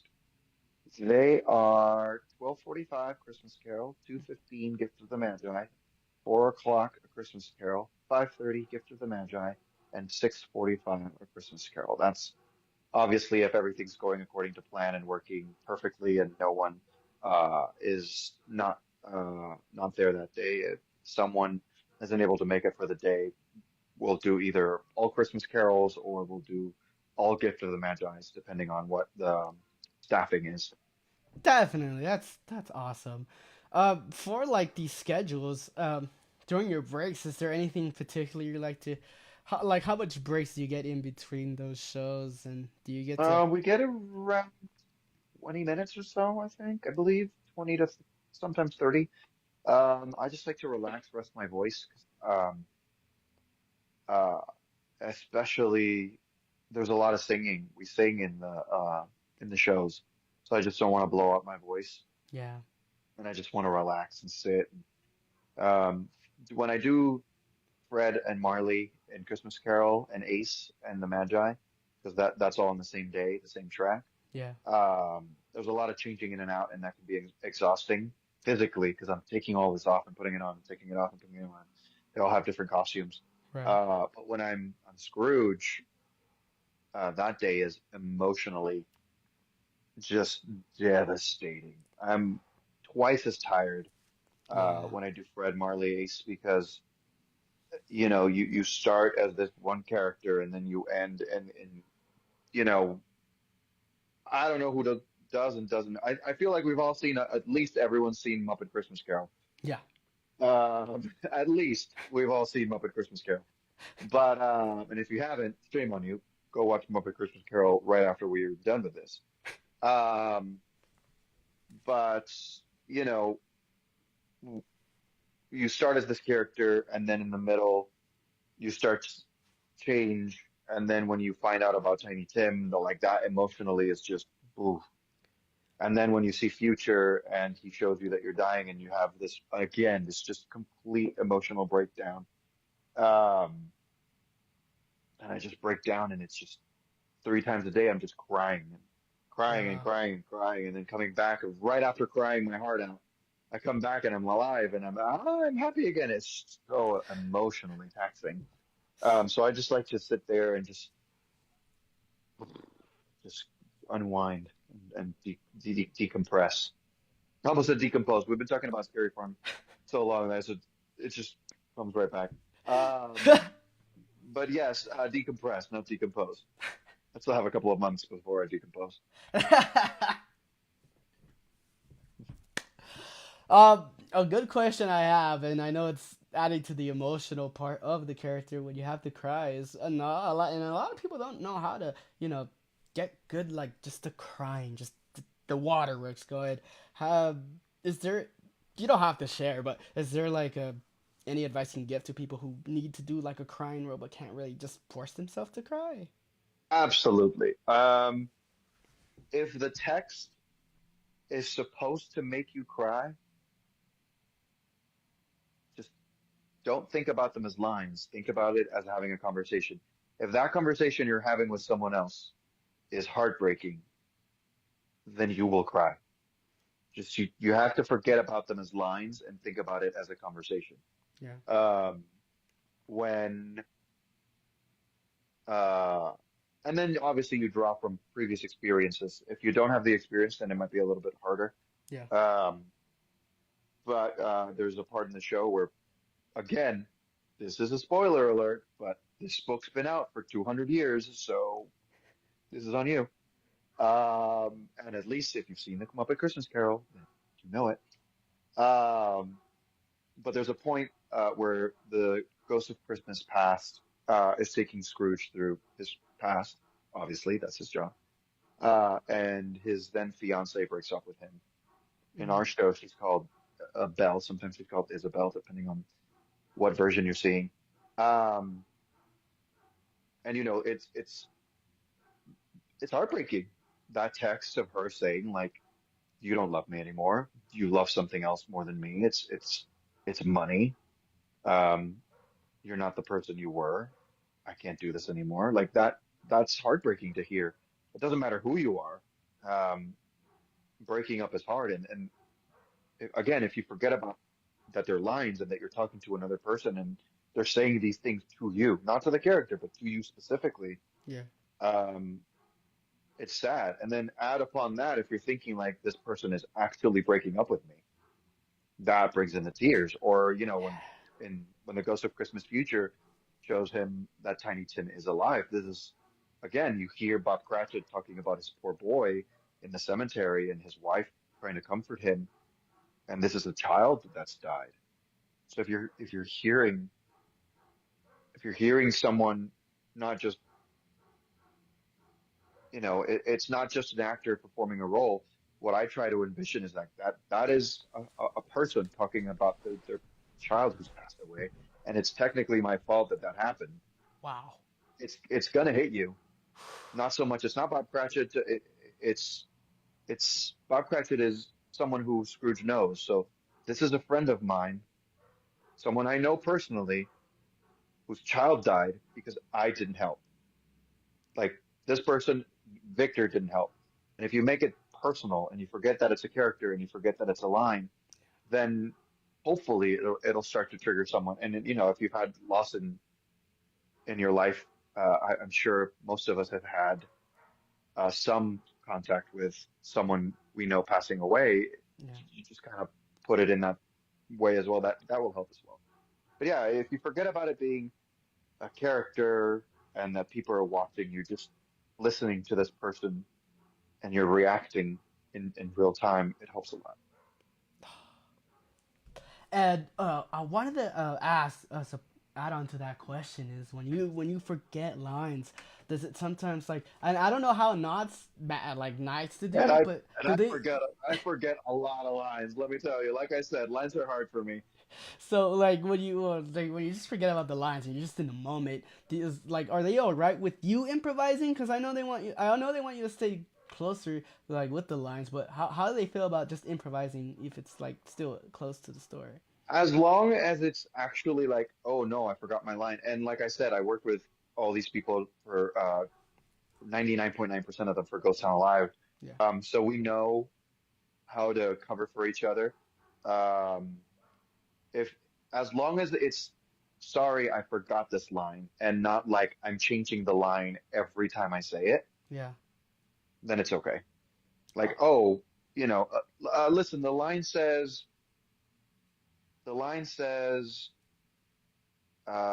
it's Merry Christmas, Uncle, God save you. And he says, humbug. And then Fred says, uh, Christmas, a humbug, Uncle. You don't mean that, I'm sure. As long as like I do, surely you don't mean that.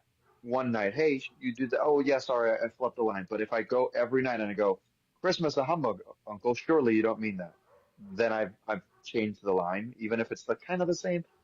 Then they'll be like, hey, remember that it's sure you don't mean that, I am sure. Then, but they're they're pretty good about it. As long as you don't change the, because sometimes you'll change.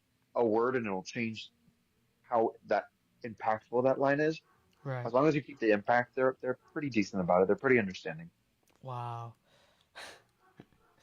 So, with this sort of emotional draining, or not, like you said, emotional exhausting role, because you have to turn on the waterworks. How do you like to Yeah, Scrooge is heavy. Scrooge? Yeah. Whew, that is the saddest story. It's my it's one of my favorite stories because it's sad, but it also ends with such a positive note, you know? It's sad because he's miserable. He's a miserable human being.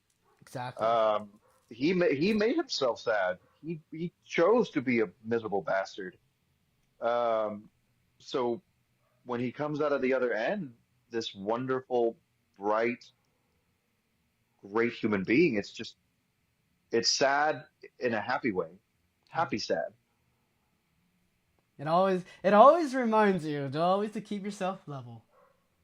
Absolutely. Not just level, but like if there's something you can do Yeah. to help someone, Hmm. and it doesn't have to cost you money. It can be a word, it can be a kind today, for example, and I got a little choked up. I was having breakfast, um, and we were leaving the restaurant, um, I opened the door and I saw this little old lady come in, and she was far enough to where, most people would have just, oh, she's far enough, she can do it herself. But I was like, you know what? Especially during Christmas, um, you know what? I'm gonna wait. I'm gonna hold the door and wait and for her. And she she had a little cane, and she was this cute little old woman. And as she was walking by, she just made sure to look at me straight in the eye, and she said, "God bless you. Thank you so much." And I was like, "Oh my God, that's a little that's what Christmas is all about. Those are little Christmas miracles, I like to say, or like, you know, those are little gifts. I do. Here's a fun thing about me. I think Santa Claus is real, and but he doesn't give physical presents. Mm, Like that little woman looking at me in the eye and saying, "God bless you. Thank you so much." That was a little gift from Santa Claus. I love Those that. little moments. And all you have to do is all I had to do was stay there an extra 10 seconds and wait for her to walk by. That's Like that's just how I believe those little miracles, those little presents happen. wow. Yeah. Yeah, you're a pure soul, and I love it. I love that about you. I, Just a I pure try. soul. Sometimes it's hard. Listen, sometimes life drags you down, but you don't know what other people are going through as Yeah. well. It's important to remember that, most people don't choose to be bad or mean. Sometimes they're just going through stuff that you don't know. You know, Exactly. And I think it's those most people. most people. Yeah. Some people are miserable bastards, and they need to be haunted by the ghosts of Christmas past, present, and future. But most people are good. They're just going through stuff. Yeah, they're just having a hard time. They'll get through it. Yeah, If they have hopefully. if they have us, if they have people like us that help them out, Hmm. take the time to actually listen to what's going on and not just jump to conclusions, that you might just get a better understanding of what they're going through. Absolutely. And if they're And doing sometimes it, that's how you make the best connections too. You just yeah, have if you just give it a second to breathe and ask, hey, what's going on? Why are you like this today? Or like this is different. This is not you. Or if you know someone's struggling, like, hey, I don't have a lot of money, but I made you some food. Here you go. Joy. Uh, that's and why I love Christmas Carol. It teaches it's that. It's like those little moments that you can make a decision, and it can be for good or not necessarily bad, but sometimes out of just apathy or whatever. It doesn't matter if I do it or not. Be surprised. So yes, I love Christmas Carol. It's one of my favorite stories of all time because it talks about that. agreed. And Hmm. that's actually it's actually good that you mentioned that, because today, I mean, uh, my best friend actually came with me to Knott's, because she saw me on a Sunday, and then I think it was the following week we came on a third. No, it was not the following. It's like maybe 2 weeks later. We came as a guest together, but Hmm. it's wonderful to see that. But today, I mean, like I said, I was at the dentist, and the dentist had this whole little flyer up, and it's like, hey, if you give us a 5-star review, we'll give you a Starbucks gift card. And I'm like, oh, cool, that's cool. I mean, I can get myself a hot cocoa. And then as I got the gift card, I looked at it, and it was holiday themed. I'm like, well, I just can't keep this for myself. It looks like a gift. So I just thought about how my best friend has been there for me and all the time. I'm like, hey, I know I love chocolate milk from Starbucks, but I thought you should have this gift card because obviously you just pay bills It's right now, and obviously bills are not cheap. I understand that. So I thought maybe here's something to help you out. it's such a small. The smallest of things can cause the biggest of ripples. You don't even know. Yeah. My One of my other favorite movies, holiday movies, and actually my favorite movie of all time is "It's a Wonderful Life." And there's a quote um, from it. It's funny. The guardian angel looks at George Bailey and he goes, "It's funny, isn't it?" And he goes, "What?" Uh, when the hole that a person leaves when they're not there, you don't know how much of a difference you make until people show you how important you've been to their lives. And people don't think about it, but luckily I have people in my life that like to remind me that what we and everyone so at haunt too, like some performers are like, what I do doesn't matter, I just scare people off. I like to remind them, oh, you're a big deal here, or you're part of something that's a big deal to people, Yeah, and it means a lot to them. definitely. Sometimes it's the little things. It's the little things. It's the little things. And like you said before, it may not be through giving like a gift or anything if you can't afford anything, but it's like you said, I think like before, like sometimes it's just an escape for people, and sometimes Yeah, when you perform, you add to that person's escape. You're like, yeah. okay, well, you're Just in make that. Yeah, character. Yeah.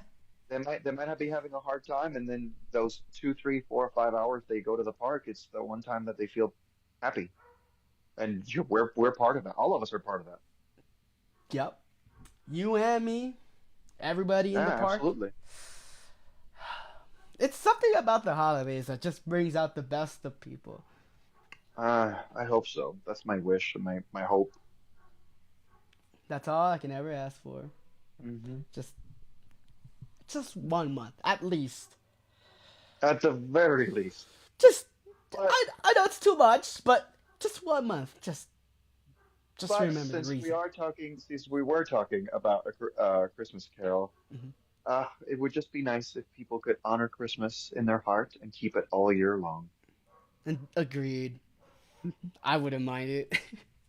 Christmas and Halloween, all the holidays we need. Yeah, well, I also love Thanksgiving, less about the celebration and more because I like to cook and eat. Yeah. The, I love to cook and eat. the So food. the food, I love the food. What's your favorite food, and how was your Thanksgiving? It was wonderful. I cooked uh, for one of my partners, and yeah, it was nice. And I made turkey, mashed potatoes, candied yams, and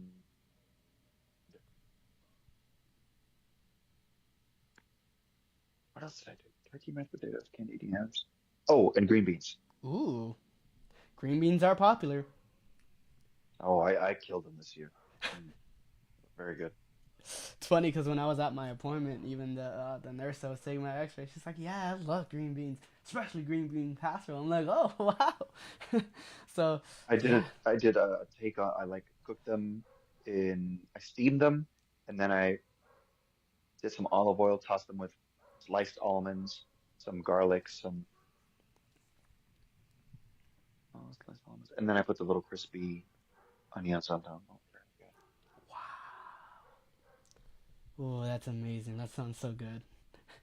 I'm not gonna lie to you. Whew. I'm hungry again. I'm ready for Thanksgiving part two. It can always be Thanksgiving, and you keep it in your heart. Exactly. And if you like to cook, that's basically it. Hey, I mean, they sell turkeys all year round, They sure do. like ham. So Exactly. if you want to have Thanksgiving on, I don't know, say Valentine's Day, go for it. Go for it. No I one's gonna say stop you. do what makes you happy. Exactly. As long as it makes you happy, do it. Well, of course it does. If it doesn't put you in harm's If way, it of doesn't course. hurt anyone else, If it doesn't hurt you or anybody else, do it. Go for it. do it. Wow. I think it's wonderful that we're talking about just it's good to have these parts of the podcast where we just talk about just basic human feelings because sometimes that's all what people need. It's like we're not That's all true. just characters. I mean, we're human too. It's good to know the human aspect of who's Yeah, we're portraying not just the always character. screaming and yelling and trying to scare the pants off of you. Sometimes we're decent human beings. Exactly. Exactly. It's beautiful. And I don't know if we talked about Ghost Town Alive yet, but for Ghost Town Yes. Alive, what do you like to, or not would like to, but what do you like to, or yeah, what do you like to do at Ghost Town Alive, or where they usually have you? I was new.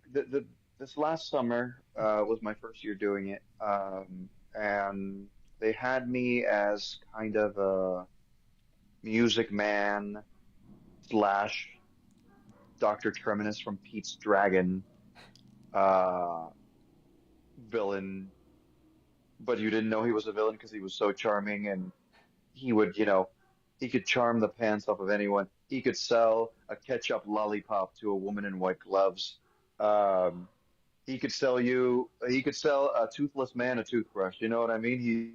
He just was very quick and he would talk very fast and he had all the answers, even though all of the answers were BS. Um, and then eventually during the course of the day, you found out that he was a swindler and he was a thief as well. Wow. Uh, his name was Professor Emmett Watts, and he was from Mississippi. Ooh. So we spoke with a little bit of a southern drawl. How's everyone doing today? Welcome to Calico. Nice to see you. Well, it's lovely to see you. Oh, you look absolutely deaf. May I interest you in some electricity? You ever heard of electricity? Of course you have. You look like a learned young man. Let me talk to you about electricity and how your funds can help light up the town of Calico. So it was just kind of like it was just kind of like that. And when my alternate was doing his conductor day, I came up with kind of an insane idea. Ooh. And I brought it up to management, and then they were like, "Well, what do you want to do on that day? Do you want to be a cowboy?" And I was like, "Ooh, do I look, sound, and act like I could be a cowboy? I could potentially do it, but I would be more comfortable if maybe we could do Professor Watts, because Ooh. the whole story at the end of the day was that he stole an electric catfish. What if the catfish electrocuted him to death? And so Professor Watts boarded the train, landed in Calico for a little bit, and then at the very end of the night, he was resuscitated and brought back to life.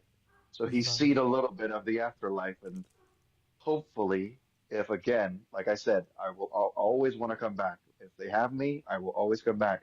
If they have me come back this summer as Watts, he will be a much nicer and less thieving human being. He's learned his lesson. He hopefully has learned his lesson. Some people don't, so we'll see. That's up for you. I want you to keep that a mystery now. So if I come We'll back, see. We'll see. I'll see what happens. That's what I We'll like. see how. I like a Yeah, we'll see mystery. how. We'll see how Emmett behaves this summer. Oh wow, that's I love that electricity. Yeah, electricity. It works on so many levels. It does. It does. And people didn't know what it was. People didn't trust him. Some did. Some didn't.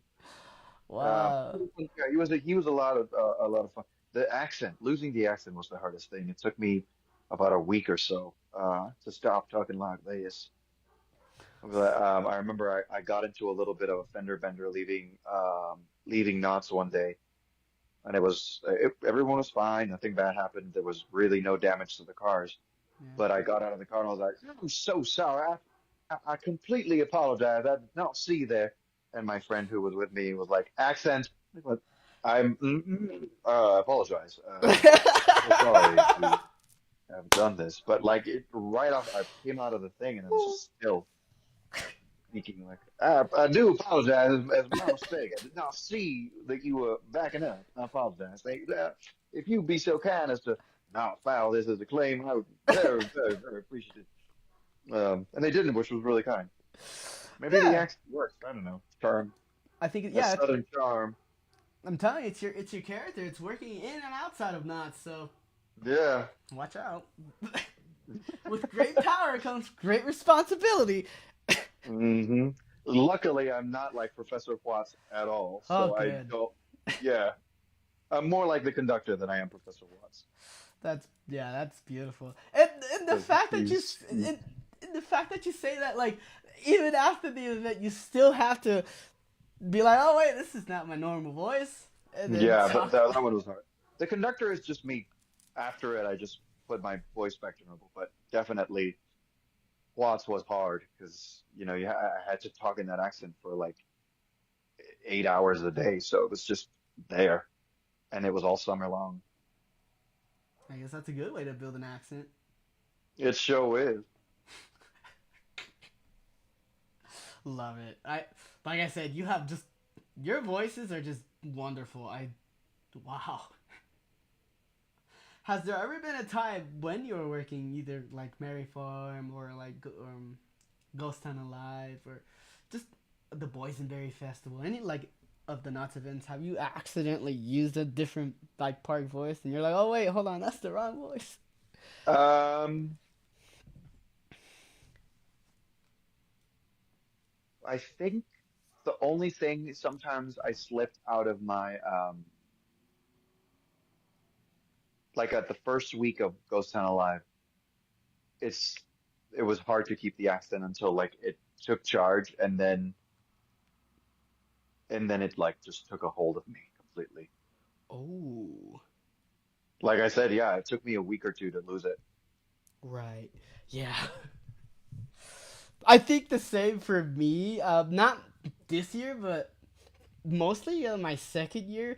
I would talk in like a because I like you said for you. I like to bring my own voice, but more of like a little transformation. And my leads and stuff were really kind to let me have more of a freedom with my role because mine was like a sort of a mask, so it's hard to hear me.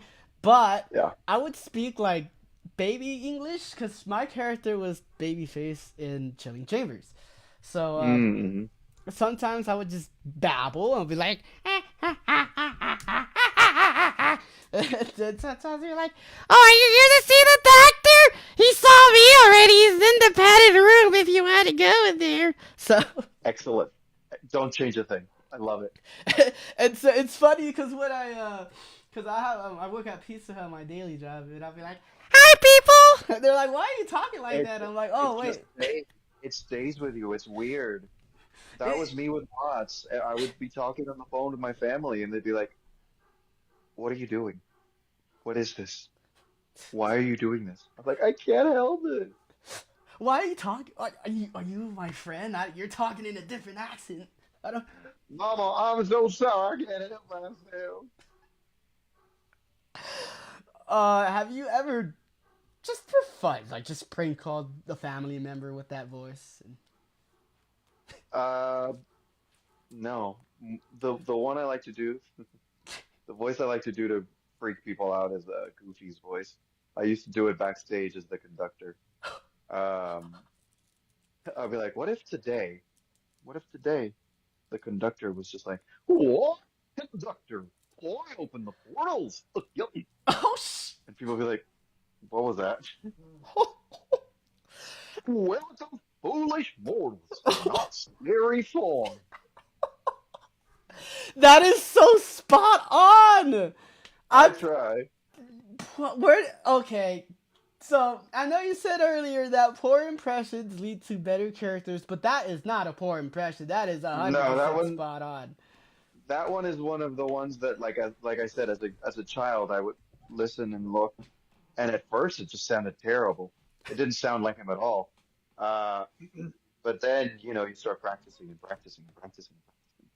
Um, and I've it got to the point I've had the chance to meet the current voice of Bill Farmer a couple of times. He's a good friend now. Right. And it's just, he tells me, oh, it's in the back of the throat. I've never done it for him because I'm terrified. Right. Um, but I asked him like, oh, how is it that you kind of like the same questions you asked me, like, what do you do to get in the process? How do you get ready for a session? And then he just, oh, I do this, this, this, and this, and then eventually it just turned to that. And sometimes it sounds great, and sometimes it sounds not good at all. It Right. depends. Sometimes you have to say a word to get to get into it. Okie dokie helps me. Ooh, okie. That was just easy to get into. Yeah, yeah. I know I'm gonna say this for the millionth time, but your voice is just so impressive. Just so many different voices you can do, and you're doing such a good job. I think. I mean, honestly, I do three really good impressions and 20 really bad ones, but they're there. you can tell. Definitely. The good ones are really good, but the bad ones are really bad. We won't mention it. Don't. No, it's my own. Yeah, there's some that I'll be like, oh yeah, and I go into that and they're like, what are you doing? It's like, oh, that's Christopher Walken. Is it? Is it Christopher Walken? I'm like, I thought it was. I thought it was Christopher Walken. Okay, but that's one of those things where if I ever get a VO voice and like this character is described as a kooky older man, I could just do my terrible Chris Walken impression, and that might get me the gig. You Might as never know. well. Hey, like you Yeah, said, I'm gonna say it again, and you said it before. Bad impressions lead to better characters sometimes. lead to good original characters. Yeah, Yeah. that's true. So, technically it's not really bad in the context of creating your own, but impersonation, yeah, but technically not Abs because you can make your own character from it and you're gonna be yeah, like, yeah, it's absolutely. an inspiration. Absolutely. I You could think use it as a base.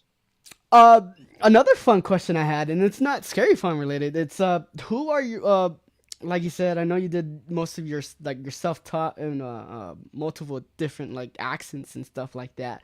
But who is another like who's a role model for you like maybe in like popular culture just media like Ooh, that's a good question.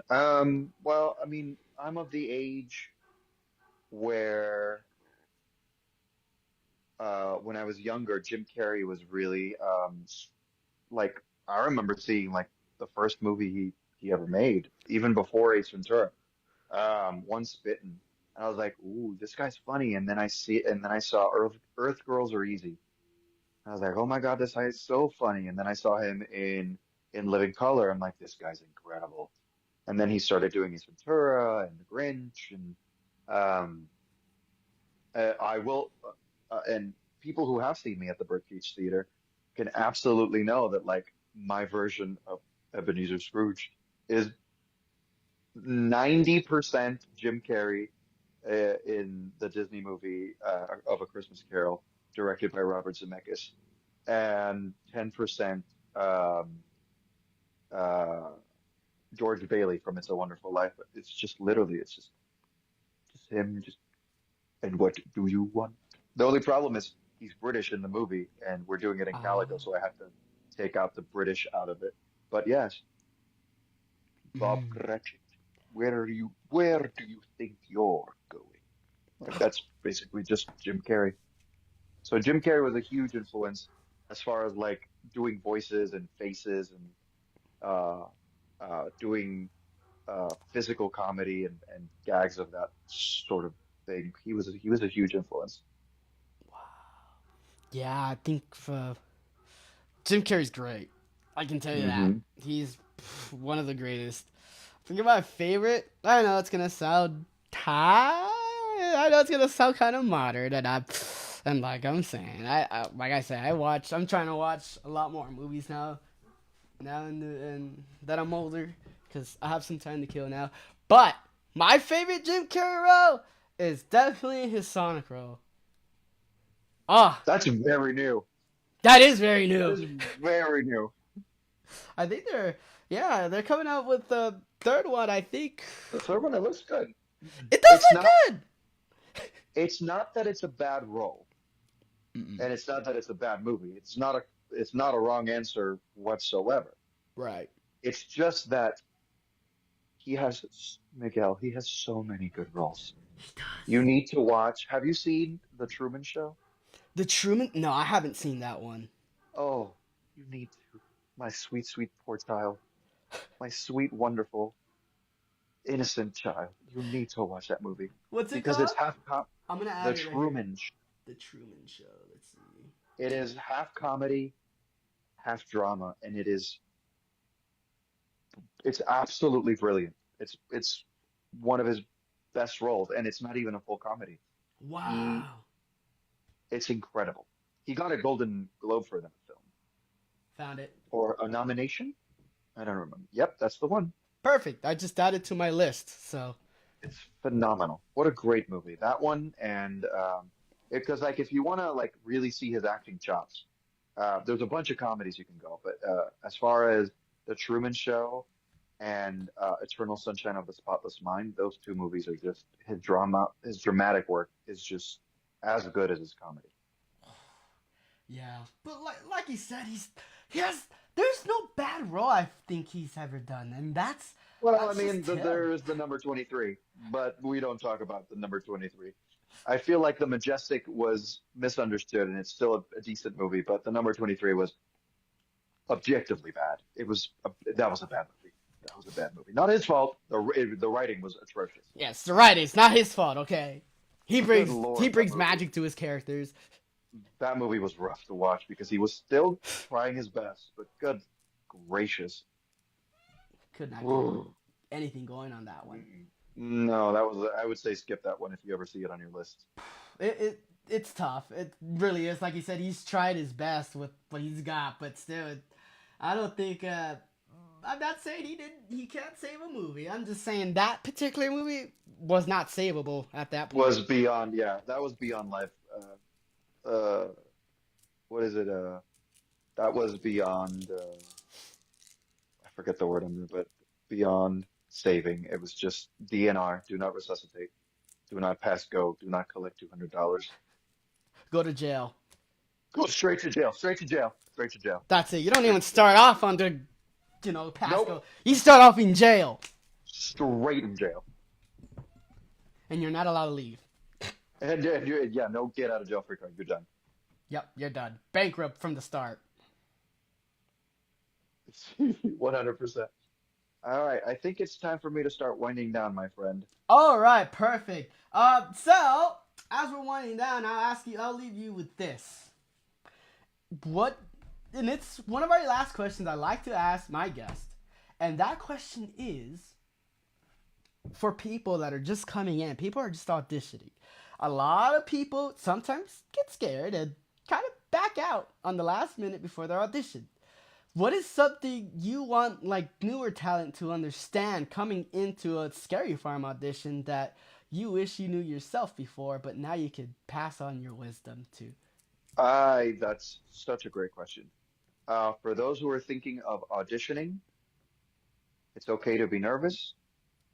It's okay to be a little hesitant. It's okay to be scared. As long as the second you walk into that audition room, you give it your best and you do not hesitate because you can't be afraid of making a fool of yourself. You can't. And I know things are harder like when you don't have the costume, especially if you've done it something like that before and you're like, yeah, but I don't have the mask or I don't have the paint or I don't have the hat, and sometimes that helps. Don't be scared to make a fool of yourself. Be Right. as big, as loud, as gnarly, as scary as you can, and do not hold back a single inch. Give 100%, 110, 150% of what you can. If you're too much, they'll tell you to dial it down. But it's better for them to tell you, hey, that was great. Can you dial it down a little bit versus that wasn't good enough. or that wasn't. They'll never say that, but they'll say like that's unfortunately that's not what we were looking for. Yeah, definitely. They will absolutely if you're too much, they will absolutely tell you, hey, can you just do it a little bit less or do this tweak versus if you don't give it your all, they will say like we're sorry, but we're not you're not what we're looking for this particular maze or street zone or year. So put your whole body, soul, and creativity into it. That plays a lot. Creativity is big, and if you're doing an original character, a big one is be careful who you tell, because some people have their own intentions in mind, and they will straight up just steal your character. So Indeed. only talk to people you trust. Only workshop it with people that you absolutely know have your best interest at heart.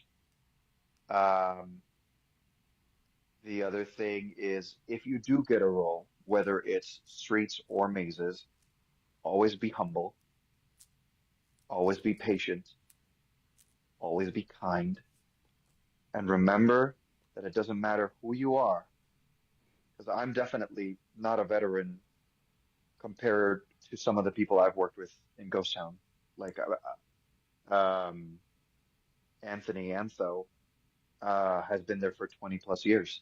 Mm-hmm. There's people who've been there for 15, 10. I'm still learning. And just because I'm the conductor does not mean that they cannot impart some wisdom on me. So if someone has a note for you, it doesn't matter who has the note for you. It could be a veteran.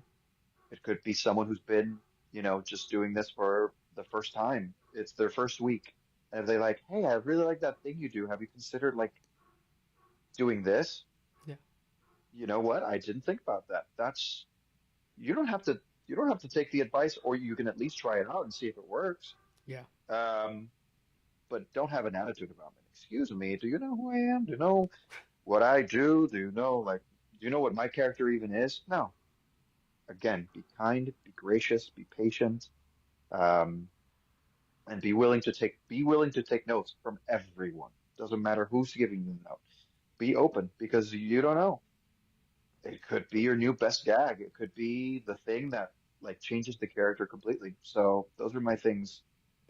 Be be creative, give 110%, be kind, be accepting, be open-minded, and don't spread rumors. Just that's the one thing about Haunt that is always the drawback. Sometimes the drama is to just be kind, mind your own business.